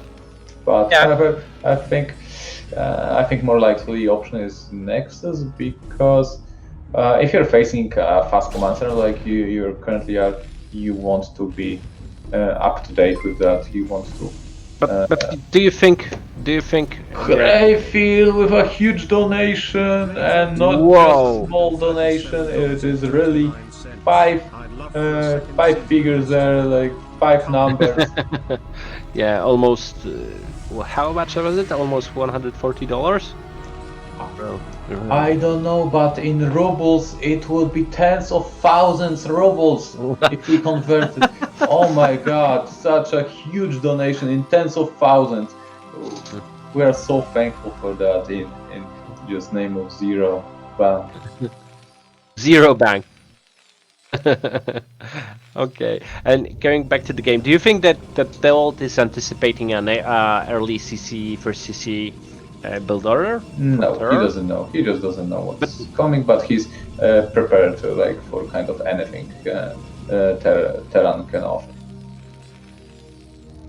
Really? Okay, 2 factories. Follow up with the standard. And now Terror sees a CC, Nexus from Vault. So he knows what he's up to. Okay. Let's see what will be the follow-up. Tell me, Mazur, why is the Terror crossed out in that top left table, but he's currently playing?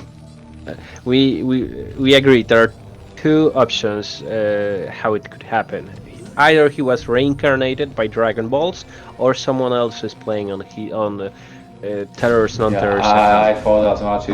It is not Terror after all.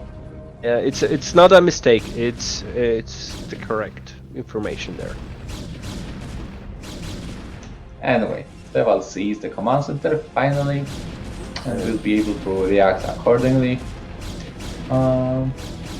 Oh, the Vulture was able to run by the goons. So that's. I'm wondering if Dawid noticed that. I'm expecting Deval to play shuttles, at least on this map.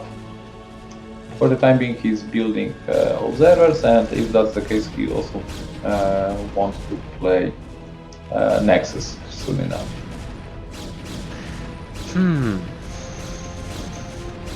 What they're up to. So basically, none of them played any kind of shuttles at this point.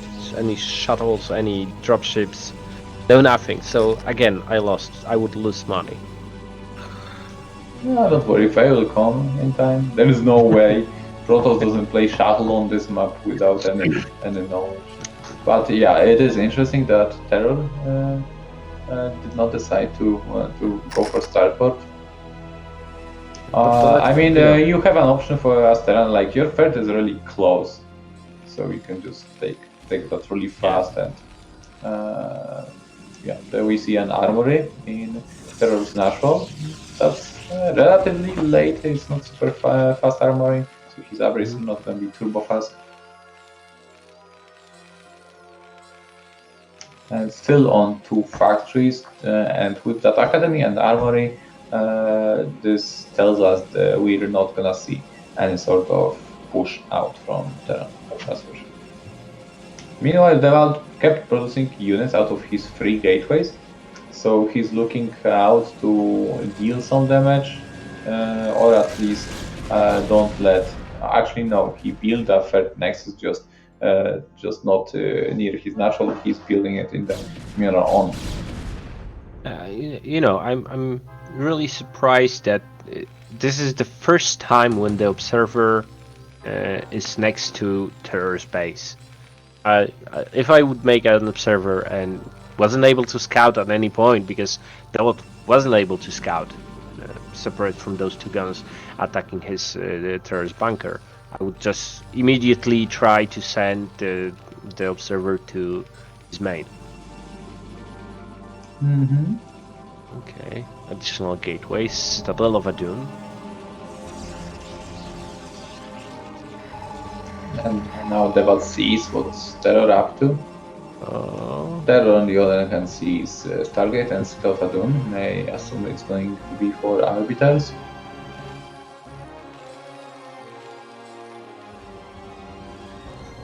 Interestingly enough, I really expected a Protoss player to get robotic support as this map with that crystal behind is really deadly. Like if Terror went for like 2 dropships, 2 siege tanks, and I don't know 4 Goliaths, or just vultures, it's really hard to stop.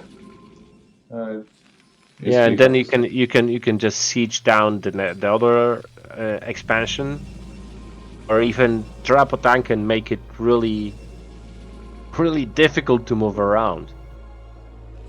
Yeah, like Zero could show us the natural cliff too, because it's the most annoying thing ever. Like there is that crystal there.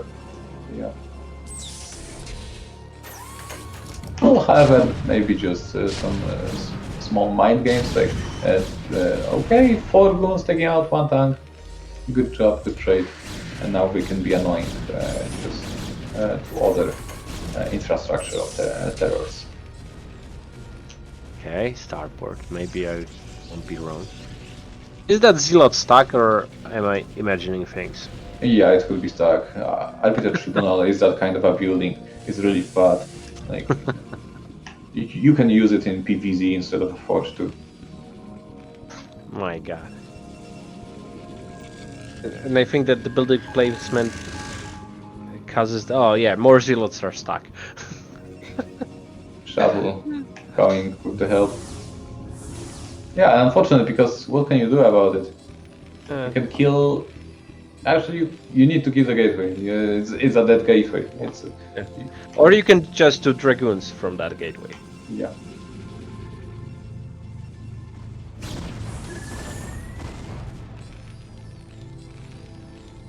Let's see.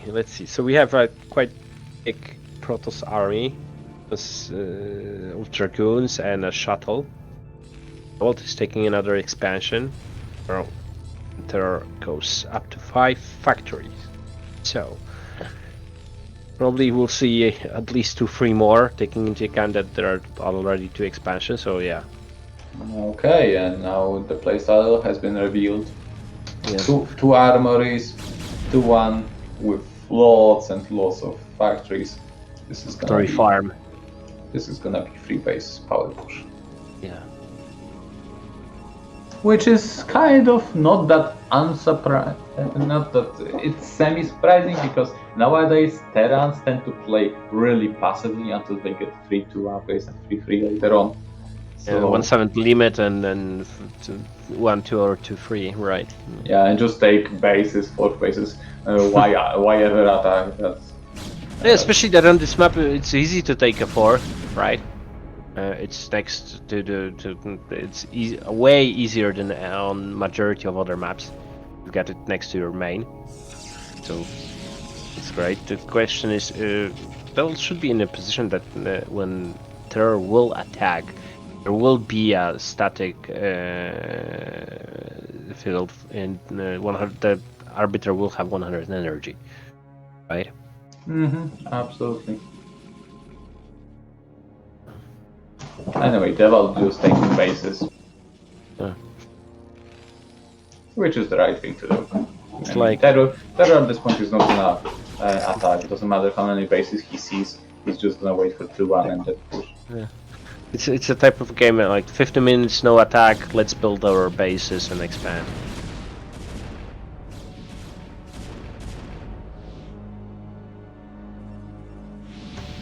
Okay.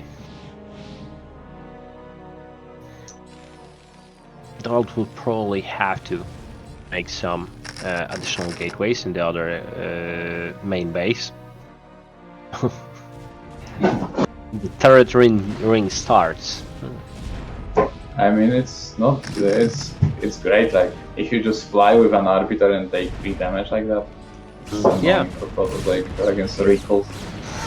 Yeah, especially that this is kind of a random position for those turrets.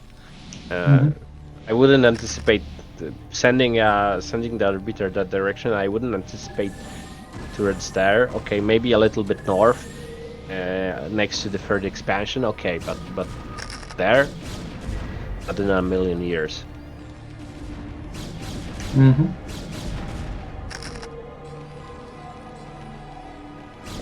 Game. That was maxed out.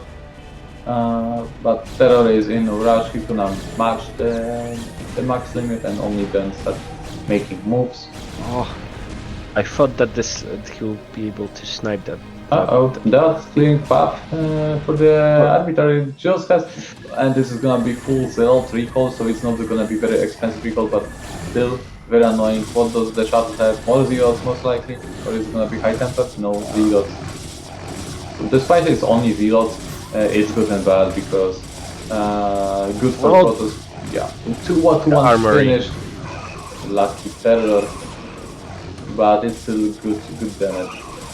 Like Dawid, all he needs to do is buy some time, look at all the supply depots.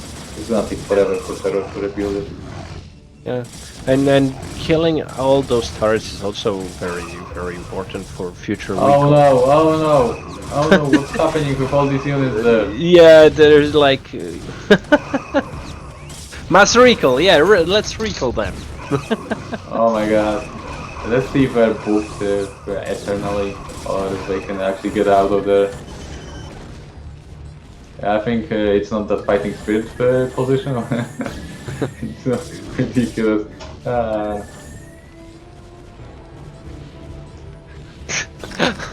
It's one megaton.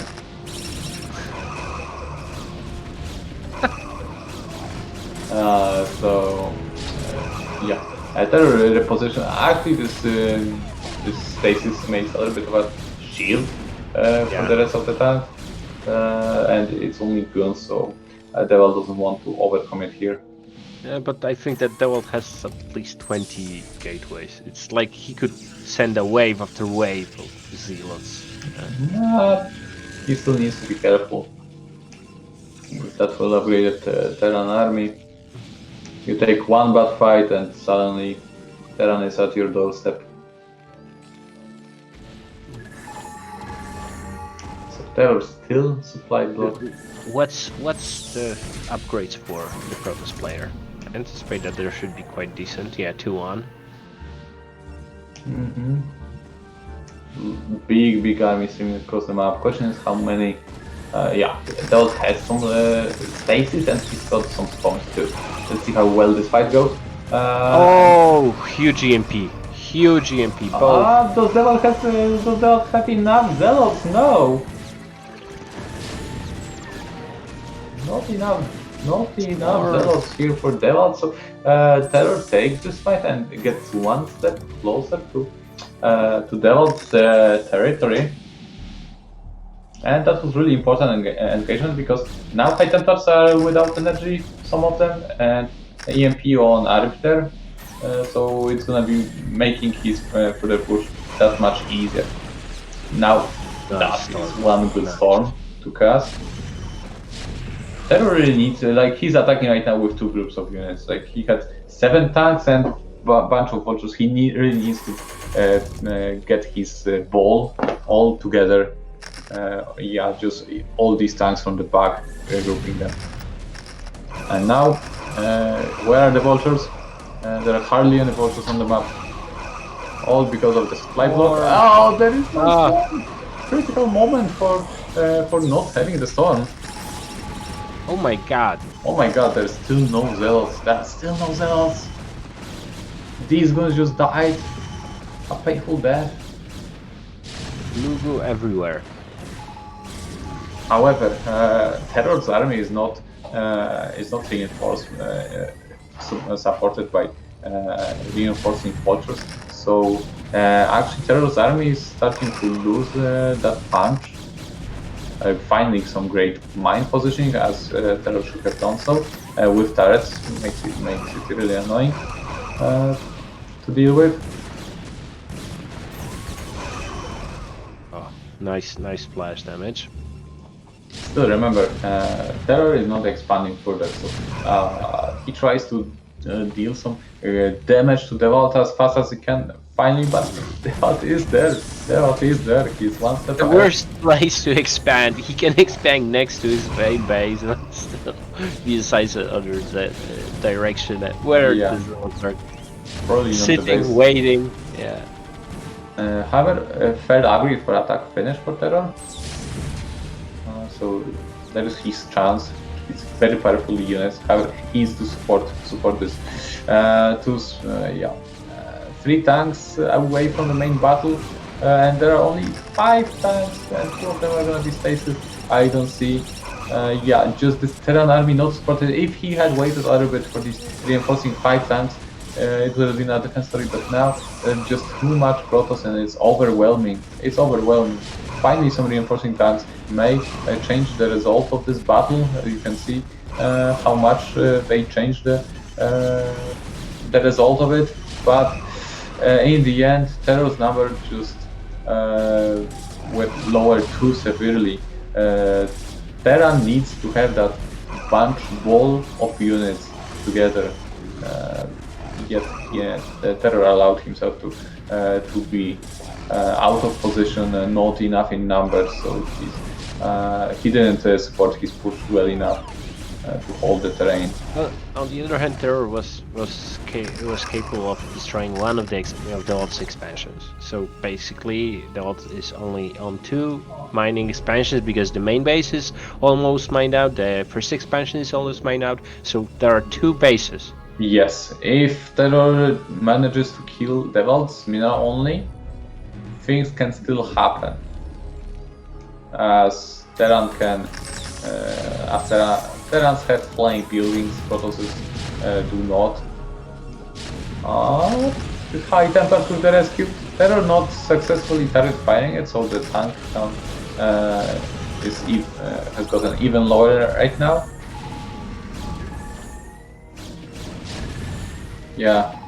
But look at this army size right now.